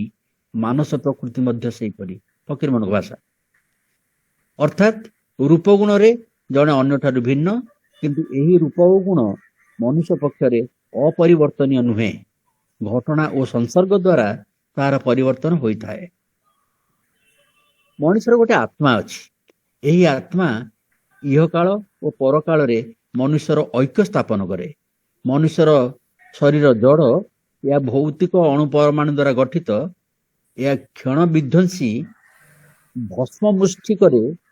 ଗୋଟେ ମୁଠାଏ ପାଉଁଶ ଭସ୍ମ ମୁଷ୍ଟି କରେ ଏହାର ପରିସମାପ୍ତି। କିନ୍ତୁ ଶରୀରରେ ଅବସ୍ଥାନ କରୁଥିବା ଆତ୍ମା ଜଡ଼ାତୀତ। ଏହା ଅନନ୍ତ କାଳ ସ୍ଥାୟୀ, ଅବିନାଶୀ। ଏସବୁ ଫକୀରମୋହନଙ୍କ ଭାଷା। ପୃଥିବୀର ସର୍ବଶ୍ରେଷ୍ଠ ଧର୍ମଶାସ୍ତ୍ର ଗୀତାର ଏ ସମ୍ବନ୍ଧରେ ଉକ୍ତିମାନ ଫକୀରମୋହନ ପ୍ରାମାଣିକ ଭାବରେ ଗ୍ରହଣ କରିଛନ୍ତି। ଆତ୍ମା ଶାଶ୍ୱତ। ମନୁଷ୍ୟ ତାର ବାସ ବସନ ବଦଳାଇଲା ପରି ଆତ୍ମା ଶରୀର ବଦଳାଏ। ଏହା ନୂତନ ଶରୀର ଧାରଣ କରିବାକୁ ଜନ୍ମ ଓ ପୁରାତନ ଶରୀର ତ୍ୟାଗ କରିବାକୁ ମୃତ୍ୟୁ ବୋଲି କୁହାଯାଏ। ଜନ୍ମ ଓ ମୃତ୍ୟୁ ସଂସାରର ଅନିବାର୍ଯ୍ୟ ଘଟଣା। ଯେମିତି କୁହାଯାଇଛି ଗୀତାରେ, ବାସାଂଶୀ ଜନ୍ୟାନି ଯଥା ବିହାୟ ନବାନି ଗୃହ୍ଣାତି ନରପରାଣୀ ଇତ୍ୟାଦି। ମନୁଷ୍ୟର ଜ୍ଞାନ ଓ ଶକ୍ତି ଅପରିସୀମ ନୁହେଁ, ଯଦିବା ମନୁଷ୍ୟ ନିଜେ ବେଳେ ବେଳେ ଏପରି ଚିନ୍ତା କରିଥାଏ। ପରମେଶ୍ୱରଙ୍କର ସୃଷ୍ଟି କୌଶଳ ଓ ସୃଷ୍ଟି ନିୟମ ଭେଦ କରିବା ବା ଲଙ୍ଘନ କରିବା ତା ପକ୍ଷରେ ଅସାଧ୍ୟ। ଆଧୁନିକ ମନୁଷ୍ୟ ବିଜ୍ଞାନ ଓ ଦର୍ଶନ ସାହାଯ୍ୟରେ ଏହା ଉଦ୍ଘାଟନ କରିବାକୁ ଚେଷ୍ଟା କରୁଛି, କିନ୍ତୁ ମୂଳ ତତ୍ତ୍ୱର ସନ୍ଧାନ ପାଉନାହିଁ। ପରମେଶ୍ୱର ହେଉଛନ୍ତି ପରମ ପିତା ଓ ମଙ୍ଗଳମୟ। ତାଙ୍କର ସମସ୍ତ ବିଧିବିଧାନ ମନୁଷ୍ୟର ଶୁଭ କାମନା ସକାଶେ ରଚିତ, କିନ୍ତୁ ସୀମିତ ଜ୍ଞାନରେ ମନୁଷ୍ୟ ତାର ପ୍ରକୃତ ମର୍ମ ବୁଝିବାକୁ ଅକ୍ଷମ। ଯାହା କିଛି ଘଟୁଛି ପରମେଶ୍ୱରଙ୍କ ବିଚାରରେ ସବୁ କିଛି ସୁଖକର ଓ ମଙ୍ଗଳଦାୟକ, କିନ୍ତୁ ନ୍ୟୁନତା ବିଚାରରେ ମନୁଷ୍ୟ ତାହା ଜାଣିପାରି ନାହିଁ। ଅଜ୍ଞତାବଶରେ ସେ ସୁଖ ଦୁଃଖ ପାପ ପୁଣ୍ୟ ଓ ଦୁର୍ଦିନ ସୁଦିନର କୃତ୍ରିମ ପ୍ରଭେଦ ସୃଷ୍ଟି କରେ। ତାର ଅଜ୍ଞତାବୋଧ ଆହୁରି ଗଭୀର। ଆପଣା ବିଚାର ସୃଷ୍ଟ ସୁଖ ଦୁଃଖ ଆଦିର ଭେଦ ମଧ୍ୟ ସେ ଠିକ ଭାବରେ ବୁଝିପାରେ ନାହିଁ। ଅର୍ଥାତ୍ ସେ ସୁଖ ବୋଲି ଯାହା ବାଛିଦିଏ ତାହା ତା ପାଇଁ ଶେଷରେ ଦୁଃଖଦାୟକ, ଓ ଠିକ ବୋଲି ଯାହା କରିବ ସେ ତାହା ପୁଣି ଶେଷରେ ଭୁଲ ବୋଲି ଜଣାପଡ଼େ। ସେ ଅପରିଣାମଦର୍ଶୀ, ଭବିଷ୍ୟତ ଦର୍ଶନରେ ଘୋର ଅନ୍ଧ। ସେ ପୁଣି ଏକଦେଶଦର୍ଶୀ। ଭବିଷ୍ୟତ ଅନ୍ଧକାର ମଧ୍ୟରେ ଆପଣାର ପ୍ରାପ୍ୟ ଅନେକ ସୁଖରାଶି ନିହିତ ଦେଖିପାରେ। କଷ୍ଟଦାୟକ ଦୁଃଖମାନ ଦେଖିବାକୁ ସେ ନିତାନ୍ତ ଅନିଚ୍ଛୁକ। ଇଏ ବି ଫକୀରମୋହନ ଭାଷା। ମନୁଷ୍ୟ ନିଜକୁ ଈଶ୍ୱର ସୃଷ୍ଟିରେ ସର୍ବଶ୍ରେଷ୍ଠ ପ୍ରାଣୀ ବୋଲି ଯେଉଁ ଧାରଣା କରେ, ତାହା ଏହି କାରଣରୁ ଯଥାର୍ଥ ମନେ ହୁଏ ନାହିଁ। ମନୁଷ୍ୟର ଜ୍ଞାନ ଓ ଶକ୍ତି ଅପରିସୀମ ନହେଲେ ମଧ୍ୟ ତାର ଆଶା ଓ କାମନା ଅପରିସୀମ। ଆଶା ହିଁ ମନୁଷ୍ୟକୁ କର୍ମବନ୍ଧନରେ ପକାଏ। ଏହା ମନୁଷ୍ୟର ସମସ୍ତ ସିଦ୍ଧାନ୍ତ ଓ କାର୍ଯ୍ୟର ଉତ୍ସ। କହିସାରିଛି ଯେ ଫକୀରମୋହନଙ୍କ ସିଦ୍ଧାନ୍ତରେ ଜଗତ ପରିବର୍ତ୍ତନଶୀଳ। ଜଗତର ପରିବର୍ତ୍ତନରେ ମନୁଷ୍ୟର କିଛି ପ୍ରଯତ୍ନ ଅଛି ନା ସମସ୍ତ ନିୟତି ନିୟନ୍ତ୍ରିତ? ଏ ପ୍ରଶ୍ନ ସବୁବେଳେ ଉଠେ। ଜାଗତିକ ତଥା ମହାଜାଗତିକ ନିୟମ ଓ ଶୃଙ୍ଖଳା ସମ୍ବନ୍ଧରେ ଫକୀରମୋହନ ଯେଉଁ ସିଦ୍ଧାନ୍ତ ଉପସ୍ଥାପନ କରିଛନ୍ତି, ଯଦି ତାହାକୁ ନିୟମିତ ଭାବେ ଗ୍ରହଣ କରାଯାଏ, ମନୁଷ୍ୟର ପ୍ରଯତ୍ନ ବା କର୍ମ ସ୍ୱାଧୀନତା ଅଛି ବୋଲି କହିହେବ ନାହିଁ। କାରଣ ଯେତେବେଳେ ଯାହା ଘଟିବ ସେ ସମସ୍ତ ବିଧି ନିର୍ଦ୍ଦିଷ୍ଟ ବୋଲି ଅର୍ଥ କରାଯାଇ ପାରିବ। ଇଟା ଖଣ୍ଡେ ଯେପରି ପ୍ରକୃତି ନିୟମର ଅଧୀନ ଓ ସ୍ୱାଧୀନତା ବିହୀନ, ମନୁଷ୍ୟଟିଏ ସେହିପରି ନିୟତି ନିୟମର ଅଧୀନ ଓ ସ୍ୱାଧୀନତା ବିହୀନ ବୋଲି କହିବାକୁ ହେବ। କିନ୍ତୁ ଫକୀରମୋହନ ସେପରି ସିଦ୍ଧାନ୍ତ କରିନାହାନ୍ତି। ମନୁଷ୍ୟ ଜଡ଼ପିଣ୍ଡ ଠାରୁ ପୃଥକ। ଜଡ଼ପିଣ୍ଡ କ୍ଷେତ୍ରରେ ପାପ ପୁଣ୍ୟ, ସୁଖ ଦୁଃଖ, ନୀତି ଅନୀତି ବା ନିନ୍ଦା ପ୍ରଶଂସାର ବିଚାର ନାହିଁ, କିନ୍ତୁ ମନୁଷ୍ୟ କ୍ଷେତ୍ରରେ ଏସବୁ ଅଛି। ମଣିଷର ପ୍ରଯତ୍ନ ନଥିଲେ କୌଣସି କାର୍ଯ୍ୟରେ ଦାୟୀ କରିବା ଓ ଦଣ୍ଡ ପୁରସ୍କାର ଦେବା ପାଇଁ ବିଚାର କରିବାର ଅବକାଶ ରହନ୍ତା ନାହିଁ। କର୍ମଫଳ କବିତାରେ ଫକୀରମୋହନ ସ୍ପଷ୍ଟ ଭାବରେ କହିଛନ୍ତି, କର୍ମକ୍ଷେତ୍ରେ ପ୍ରବେଶିବା ପୂର୍ବେ ମୋର ପ୍ରାଣ, ଥିଲା ତ ଅପାପ ବିଦ୍ଧ ହୁଏ ଅନୁମାନ। ପୁଣି ଜଗତର ନିୟମ ଓ ଶୃଙ୍ଖଳାର ଅନୁବନ୍ଧନୀ ମଧ୍ୟରେ ହିଁ ମନୁଷ୍ୟର କର୍ମ ସ୍ୱାଧୀନତା ରହିବା ସମ୍ଭବ। କାରଣ ଜଗତରେ ଯଦି ନିୟମ ଓ ଶୃଙ୍ଖଳାର ଅନୁବନ୍ଧନୀ ନଥାନ୍ତା, ତେବେ ହୁଏତ ତାହା ଯଦୃଚ୍ଛାବାଦ ହୋଇଥାନ୍ତା ଓ କୌଣସି କର୍ମ କଲେ ତାର କୌଣସି ନିର୍ଦ୍ଦିଷ୍ଟ ଫଳ ଆଶା କରି ହୁଅନ୍ତା ନାହିଁ। ଏପରି ପରିସ୍ଥିତିରେ କର୍ମ ସ୍ୱାଧୀନତାର କୌଣସି ଟାଇମ ଅର୍ଥ ରହନ୍ତା ବୁକିଂ ନାହିଁ। ଅଛି ବୋଧେ 12:30 ପର୍ଯ୍ୟନ୍ତ।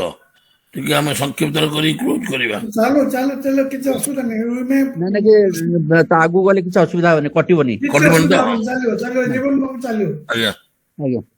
ଏପରି ପରିସ୍ଥିତିରେ କର୍ମ ସ୍ୱାଧୀନତାର କୌଣସି ଅର୍ଥ ରହନ୍ତା ନାହିଁ। ଅଧାରୁ ଛାଡ଼ିଦେଲେ ସେ ସବୁ ଖଣ୍ଡିଆ ହେଇଯିବ, କିଛି ଆଜ୍ଞା। ବାଗ ହବନି। ନାଇଁ, ଗୁଗଲରେ ଟାଇମ ବର୍ତ୍ତମାନ ଟିକେ ବ୍ରେକ୍ ଲାଗିଗଲା, ଆପଣ କହିଲା ବେଳେ ତ ମୁଁ ଡରିଗଲି। ଅସୁବିଧା ନାଇଁ, ନାହିଁ। ଗୁଗୁଲ କାଟିବନି। ଗୁଗଲ କଟାଇ ଦଉଥିଲା। ଏପରି ପରିସ୍ଥିତିରେ ଆଜ୍ଞା ଆଜ୍ଞା ଏପରି ପରିସ୍ଥିତିରେ କର୍ମ ସ୍ୱାଧୀନତାର କୌଣସି ଅର୍ଥ ରହନ୍ତା ନାହିଁ। ତେଣୁ ମନୁଷ୍ୟ ଯୁଗପତ୍ ଜାଗତିକ ନିୟମ ଅଧୀନ ଏବଂ କର୍ମ ସ୍ୱାଧୀନ ହେବା ସିଦ୍ଧାନ୍ତ ଦ୍ୱୟ ପରସ୍ପର ବିରୋଧାତ୍ମକ ନୁହେଁ, ବରଂ ପରସ୍ପରର ପରିପୂରକ। ସମ୍ଭବତଃ ଫକୀରମୋହନ ଏହା ହୃଦୟଙ୍ଗମ କରିପାରିଥିଲେ, କିନ୍ତୁ ଫକୀରମୋହନଙ୍କ ରଚନାବଳୀରୁ ଏବେ ଏତେ ସ୍ପଷ୍ଟ ଧ୍ୱନି ଆସେ ନାହିଁ। ଏ ଉଭୟ ବାଦର ସପକ୍ଷ ଓ ବିପକ୍ଷ ନେଇ ସେ ଏତେ କଥା କହିଯାଇଛନ୍ତି ଯେ ଜଣେ ନିରୀହ ପାଠକ ତାର ସାଧାରଣ ବୁଦ୍ଧିରେ ପ୍ରଯତ୍ନବାଦ ବା ନିୟତିବାଦ କେଉଁଠି ଧାର୍ଯ୍ୟ ଓ ଗ୍ରାହ୍ୟ ତାହା ସିଦ୍ଧାନ୍ତ କରିପାରିବ ନାହିଁ। ସେ କେତେବେଳେ ଅଦୃଷ୍ଟ, କେତେବେଳେ ଈଶ୍ୱର ବା ପରମେଶ୍ୱର, ପୁଣି କେତେବେଳେ ହରି, କେତେବେଳେ କର୍ମ,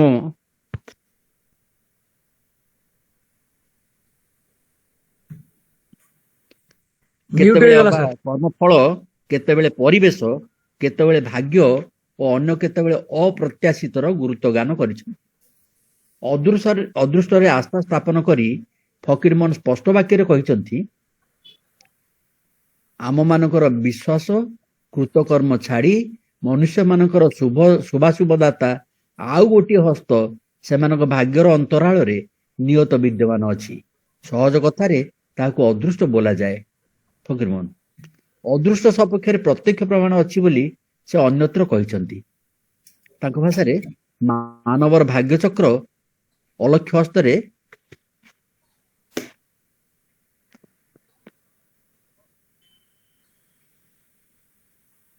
କଣ ହେଲା ସାର୍? ଡିସ୍କନେକ୍ଟ ହେଇଗଲେ। ଗୁଗଲ କଟି କରି ଦେବ। ନା ନା ଗୁଗଲ କାଟିନି, ସାର୍ ଡିସ୍କନେକ୍ଟ ହେଇଗଲେ କେମିତି? ସାର୍ ଡିସ୍କନେକ୍ଟ ହେଇଗଲେ। टावर प्रॉब्लम ସାର୍ଙ୍କର କିଛି ପ୍ରୋବ୍ଲେମ ହେଲା। टावर प्रॉब्लम ୱାଇଫାଇ ଧରୁନଥିବ। ସାର୍ଙ୍କର ୱାଇଫାଇ ଦେଖିବା, ଗୋଟେ 2 ମିନିଟ୍ ୱେଟ୍ କରିବା, ତାପରେ ଦେଖିବା। ସାର୍ ହଁ ଅନଲାଇନ୍ ଅଛନ୍ତି କିନ୍ତୁ କନେକ୍ଟେଡ ନୁହନ୍ତି।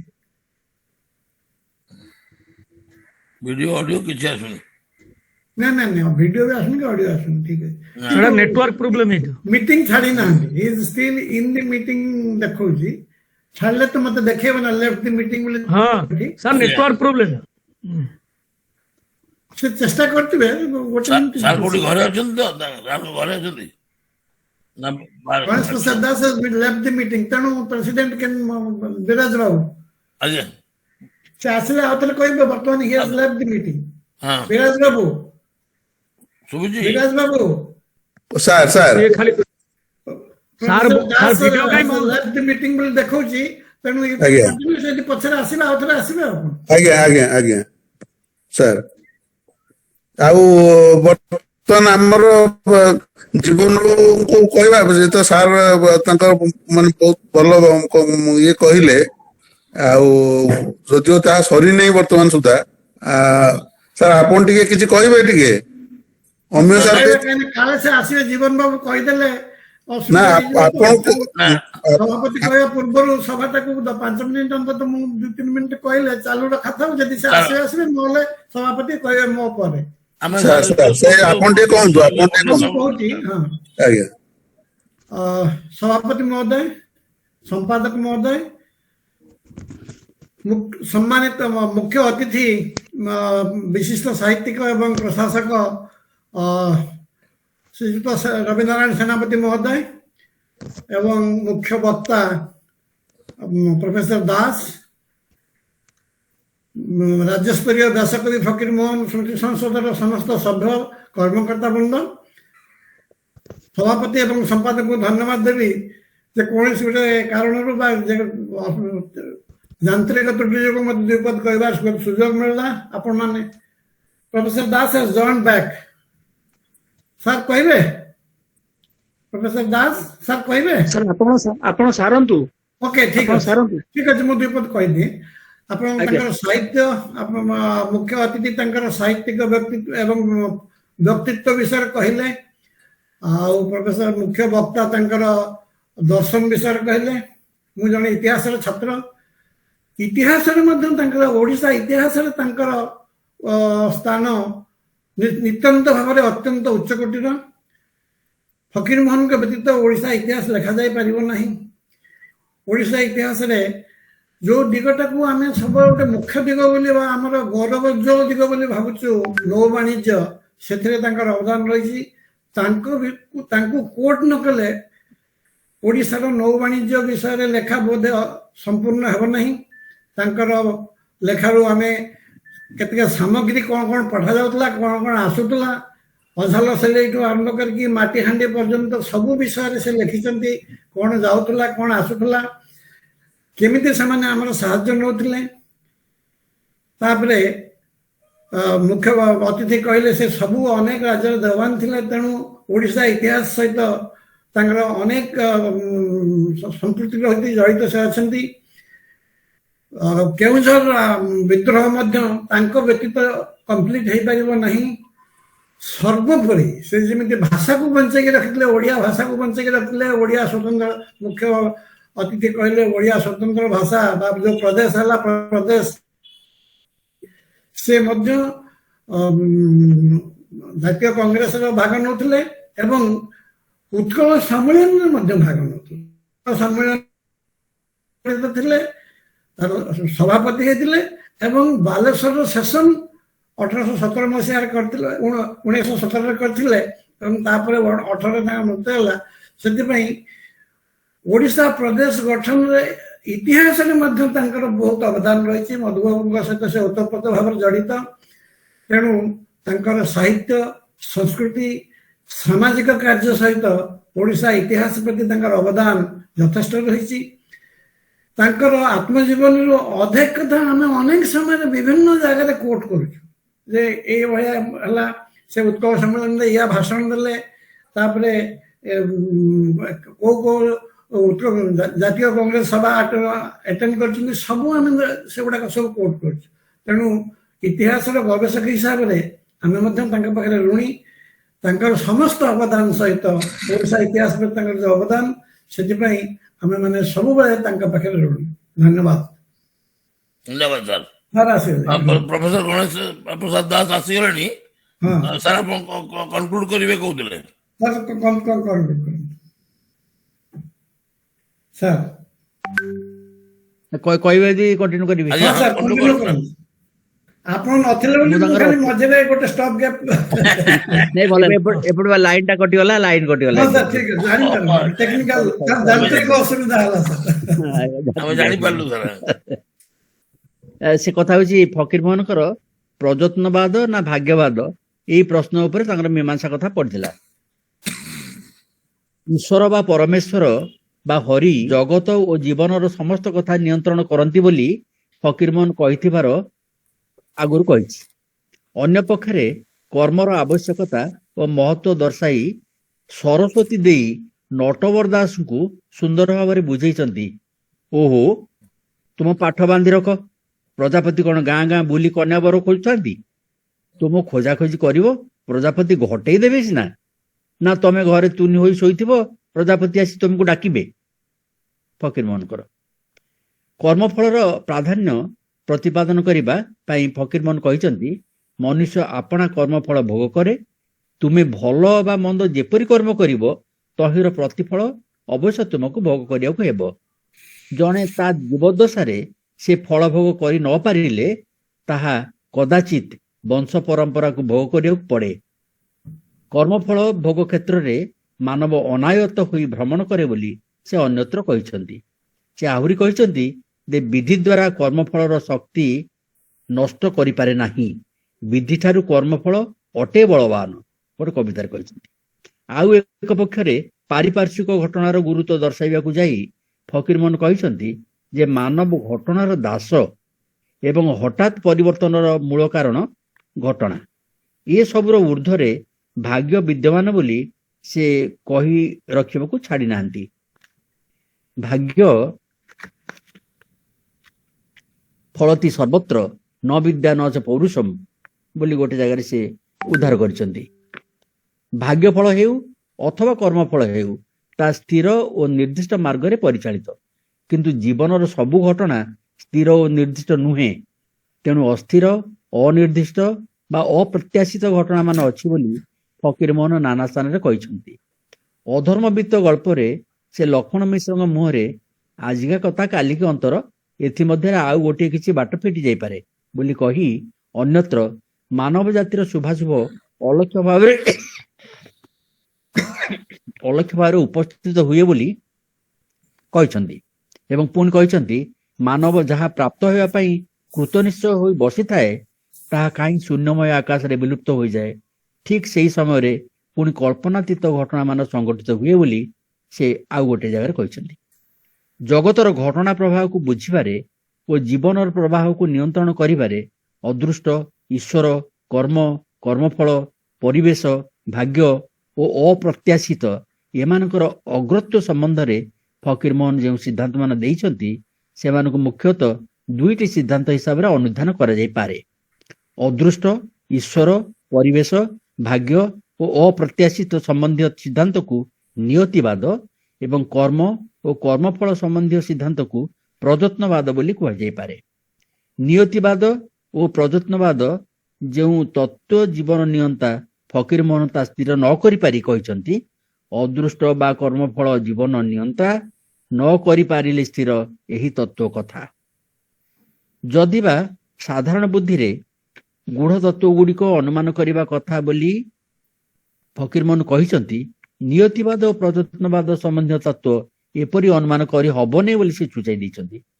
ମାନବ ସ୍ୱାଧୀନ କିମ୍ବା ଅଲକ୍ଷ୍ୟ ସୂତ୍ରରେ ଚାଳିତ ନ ଯାଏ ଜଣା ସାମାନ୍ୟ ବୁଦ୍ଧିରେ। ଜଗତ ତଥା ମନୁଷ୍ୟ ସମ୍ବନ୍ଧରେ ଫକୀରମୋହନଙ୍କର ତତ୍ତ୍ୱ ସିଦ୍ଧାନ୍ତମାନ ଏପରି ନିର୍ମଳ ଭାବରେ ଉପସ୍ଥାପନ କରିଦେଲେ ଯଥେଷ୍ଟ ହବ ନାହିଁ। ଏହି ତତ୍ତ୍ୱ ଗୁଡ଼ିକ ସେ କିପରି ଜୀବନଧାରା ସହିତ ସଂଯୁକ୍ତ କରିଛନ୍ତି ତାହା ଦର୍ଶାଇବାକୁ ପଡ଼ିବ। କାରଣ କୌଣସି ତତ୍ତ୍ୱର ସାର୍ଥକତା ତଦ୍ୱାରା ପରିଚାଳିତ ଜୀବନଧାରାର ସାର୍ଥକତା ଉପରେ ହିଁ ନିର୍ଭର କରେ। ମନୁଷ୍ୟ ସାମାଜିକ ଜୀବ। ସମାଜରେ ସଫଳ ଭାବରେ ଚଳିବାକୁ ହେଲେ କେବଳ ନିଜର ଆଶା ଆବଶ୍ୟକତା ପୂରଣ କରି ବସିଲେ ଚଳିବ ନାହିଁ। ସାଥୀ ସହକାରୀ ମନୁଷ୍ୟମାନଙ୍କର ଆଶା ଆବଶ୍ୟକତା ପ୍ରତି ଦୃଷ୍ଟି ଦେବାକୁ ପଡ଼ିବ। ତେଣୁ ତାର ଆଶା ଆବଶ୍ୟକତାରୁ ବା ସ୍ୱାର୍ଥରୁ କିଛି ଭାଗ ଅନ୍ୟ ପାଇଁ ତ୍ୟାଗ କରିବାକୁ ପଡ଼ିବ। ଏଥିପାଇଁ ସେ ସ୍ୱାର୍ଥର ଅବଶିଷ୍ଟ ଭାଗ ଭୋଗ କରିବା ପାଇଁ ଅନ୍ୟର ସହଯୋଗ ଓ ସମର୍ଥନ ପାଇପାରିବ। ଅନ୍ୟଥା ସମାଜରେ ଜୋର ଜାର ମୁଲକ ତାର ନୀତି ବଳବତ୍ତର ହେବ ଏବଂ ସେ ତା ସ୍ୱାର୍ଥ ଆଦୌ ଭୋଗ କରିବା ପାଇଁ ସମର୍ଥ ହେବ ନାହିଁ।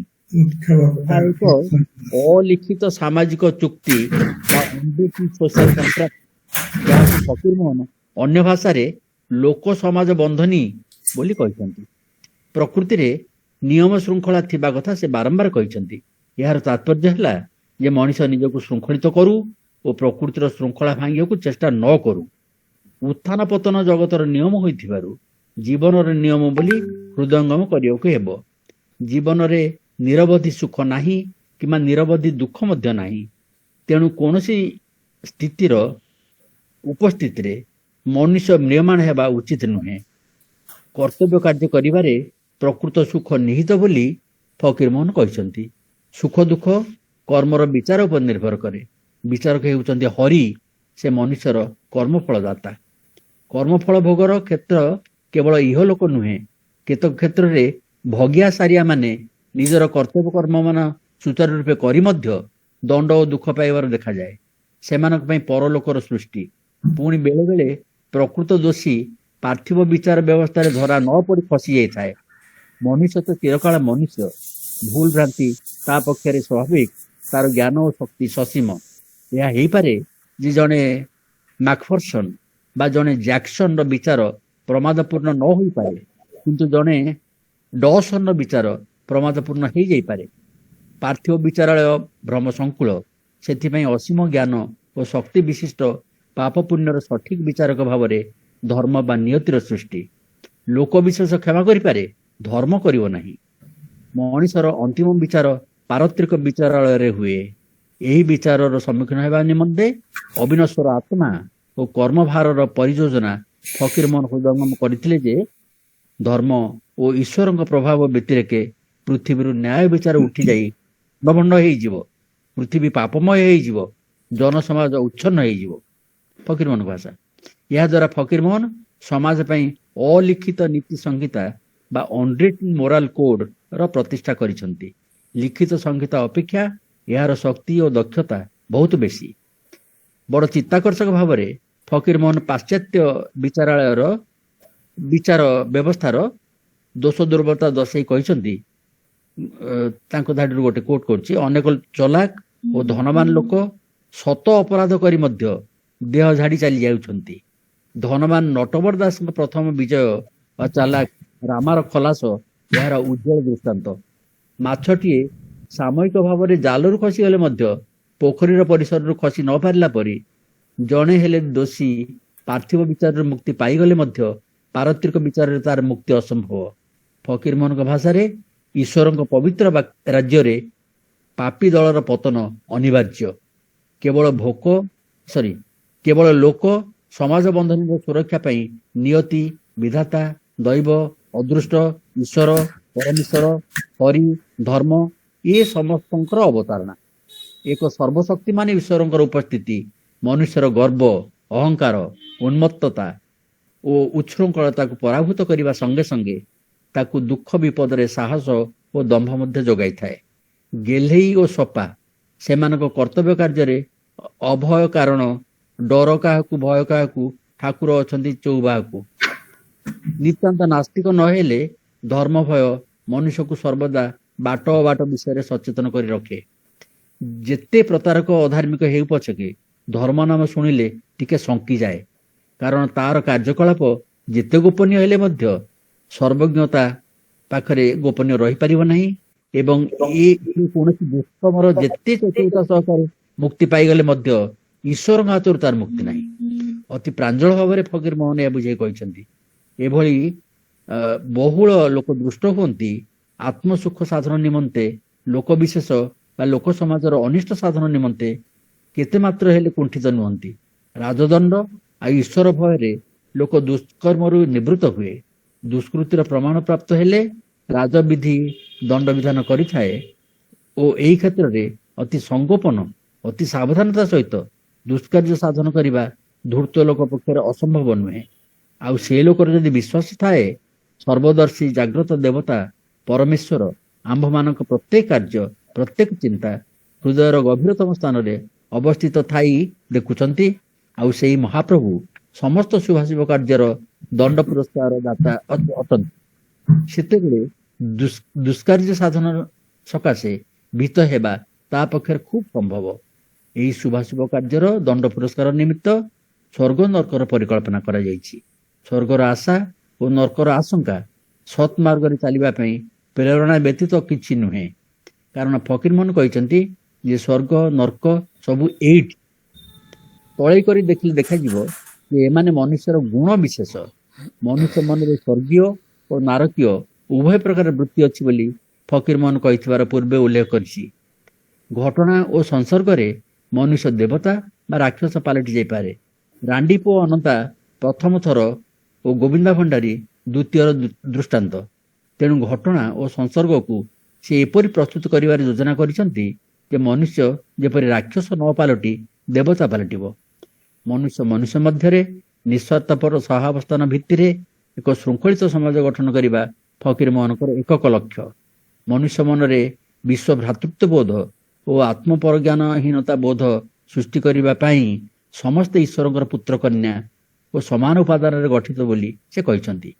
ଏଥକୁ ଜନସମାଜର ମଙ୍ଗଳ କାମନାରେ ଏବଂ ସେମାନଙ୍କର ସୁଖ ଶାନ୍ତି ବର୍ଦ୍ଧନ ସକାଶେ ଆପଣାର ସମସ୍ତ ସାମର୍ଥ୍ୟ ସମସ୍ତ ସଦିଚ୍ଛା ପ୍ରୟୋଗ କରିବା ପ୍ରଭୁଙ୍କର ପ୍ରିୟ କାର୍ଯ୍ୟ ସାଧନ ଅଟେ। ମନୁଷ୍ୟ ଯେପରି ଭ୍ରଷ୍ଟାଚାରୀ ଓ ଉଗ୍ର ଭୌତିକବାଦୀ ହୋଇ ନଯାଏ ସେଥିପାଇଁ ସେ ଦେହ ଓ ଆତ୍ମାର ଭେଦ ଦର୍ଶାଇ ଉଭୟ ନିମନ୍ତେ ବିଧିନିଷେଧମାନ ଅନୁମୋଦନ କରିଛନ୍ତି। ସେ ମାମୁଁ ଉପନ୍ୟାସରେ ଖଳନାୟକ ନଟବର ଦାସଙ୍କର ସମାଜ ବିରୋଧୀ ଜୀବନାଦର୍ଶ ପ୍ରମାଦପୂର୍ଣ୍ଣ ବୋଲି ପ୍ରତିପାଦନ କରିଛନ୍ତି। ସାଧୁ ସାହୁର ଜୀବନାଦର୍ଶ ତାଙ୍କ ଜୀବନାଦର୍ଶ ଅପେକ୍ଷା ଉତ୍କୃଷ୍ଟତର ବୋଲି ସେ ନିର୍ଦ୍ଦେଶ କରିଛନ୍ତି। ହେ ପାଠୁଆ ନଟବର ଦାସ, ବେଳେ ଆସି ମୂର୍ଖ ସାଧୁ ସାହୁର ବ୍ୟବହାରଟା ଦେଖି ଯାଆନ୍ତୁ। ଉତ୍ତମ ସମାଜ ଗଠନ ନିମନ୍ତେ ଉତ୍ତମ ମଣିଷ ଗଠନ କରିବା ଆବଶ୍ୟକ ବୋଲି ଫକୀରମୋହନ ପରିଷ୍କାର ବୁଝିଥିଲେ। ତେଣୁ ସେ ତାଙ୍କ ରଚନାବଳୀରେ ଉତ୍ତମ ନାଗରିକ, ଉତ୍ତମ ଗୃହସ୍ୱାମୀ, ଉତ୍ତମ ଗୃହିଣୀ, ନୈଷ୍ଠିକ ହିନ୍ଦୁ, ନୈଷ୍ଠିକ ପୁରୋହିତ, ଉତ୍ତମ ରାଜା ତଥା ଉତ୍ତମ ପ୍ରଜା ଏ ସମସ୍ତଙ୍କର ଦାୟିତ୍ୱ ଓ କର୍ତ୍ତବ୍ୟ ବିଭିନ୍ନ ସ୍ଥାନରେ ସୂଚାଇ ଦେଇଛନ୍ତି। କର୍ତ୍ତବ୍ୟ ସମ୍ପାଦନ ଉପରେ ସେ ସର୍ବାଧିକ ଗୁରୁତ୍ୱ ଦେଇଛନ୍ତି। ପ୍ରାୟଶ୍ଚିତ ଉପନ୍ୟାସରେ ସେ ଗୋବିନ୍ଦ ଚନ୍ଦ୍ରଙ୍କୁ ତାର ତତ୍କାଳର କର୍ତ୍ତବ୍ୟ ସମ୍ପାଦନ କରିବା ନିମନ୍ତେ ସନ୍ନ୍ୟାସ ବ୍ରତ ଆଚରଣ କରିବାକୁ ନ ଦେଇ ସଇତା ସହିତ ଘରକୁ ଫେରାଇ ଦେଇଛନ୍ତି। ବୈଷ୍ଣବ ଓ ସଂକର୍ଷଣକୁ ତାଙ୍କର ଅବିଗୁଣ ଓ ଅପକର୍ମ ହେତୁ ଦୁଇଟି ପରିବାର ଛାରଖାର ହୋଇଯାଇଥିବାରୁ ପ୍ରାୟଶ୍ଚିତ ପାଇଁ ସନ୍ନ୍ୟାସ କରିଦେଇଛନ୍ତି। ତାଙ୍କ ବ୍ୟବସ୍ଥାରେ ପୃଥିବୀର ସମସ୍ତ ସୁଖରୁ ବଞ୍ଚିତ ହେଲେ ଘୋର ପାପୀ ମନରେ ଚେତନା ପଶେ। ଏଇ ହେଲା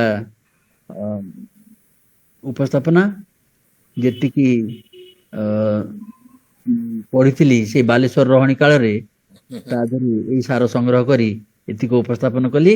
ଗ୍ରହଣ କରିବେ, ଯାହା ଭୁଲ ତ୍ରୁଟି ଥିବ ତାକୁ ମାର୍ଜନା କରିବେ। ଧନ୍ୟବାଦ।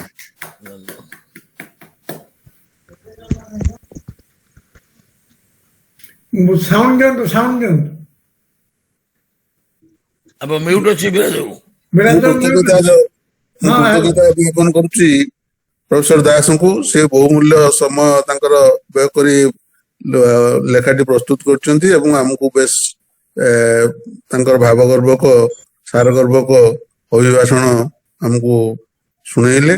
ଆମେ ସେଥିପାଇଁ ତାଙ୍କୁ ମୁଁ ଫକୀରମୋହନ ସ୍ମୃତି ସଂସଦ ତରଫରୁ କୃତଜ୍ଞତା ଜ୍ଞାପନ କରୁଛି। ବର୍ତ୍ତମାନ ଜୀବନ ବାବୁଙ୍କୁ ଅନୁରୋଧ କରୁଛି ସେ ତାଙ୍କର ସଭାପତି ଅଭିଭାଷଣ ଦିଅନ୍ତୁ।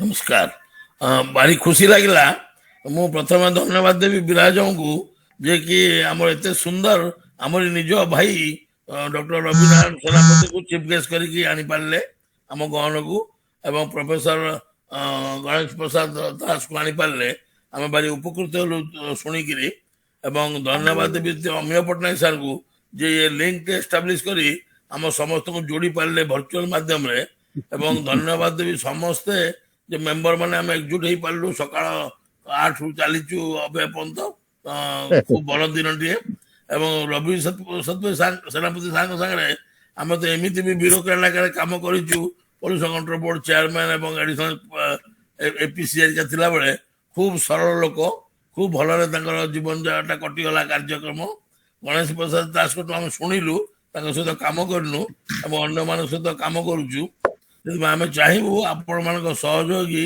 आम श्रुति संसद तरफ थाऊ सब बेले आम केमती आहरी मेंबर बढ़ाऊ केमती आहरी उन्नति करूँ एवं फकीर मोहन को आगु आगु प्रचार प्रचार कर चलू यहाँ मोर कामना रहिबो। धन्यवाद धन्यवाद नमस्कार ବିରାଜ ବାବୁ कटि ବିରାଜ ଅନମ୍ୟୁଟ କର ବିରାଜ ବାବୁ ଅନମ୍ୟୁଟ କରିକି ଧନ୍ୟବାଦ ଦିଅନ୍ତୁ।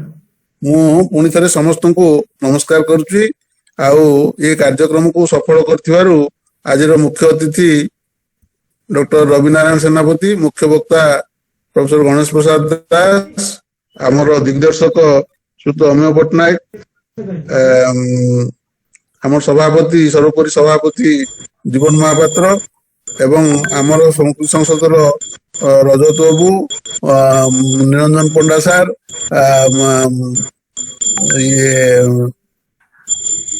ଚିତ୍ତ ବାବୁ ଅଛନ୍ତି, ଚିତ୍ତବାବୁ, ଚିତ୍ତରଞ୍ଜନ ପ୍ରଧାନ ମହାଶୟ ଏବଂ ପୂର୍ଣ୍ଣ ପଟ୍ଟନାୟକ ଅଛନ୍ତି, ପୂର୍ଣ୍ଣ ପଟ୍ଟନାୟକ ମହୋଦୟ ଏବଂ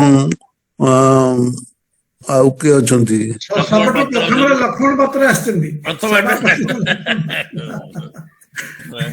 अमेय पट्टनायक सर लिंक खोलू खोलू आगे लक्ष्मण पात्र ବିରାଜ ଭାଇ ମୋ କଥା ଭୁଲିଗଲେ କି? ରଜତ ଆଗେ କହିଲି ଭଲ ବୁଝିଦେଲି। आईएनपीआर को सब भूल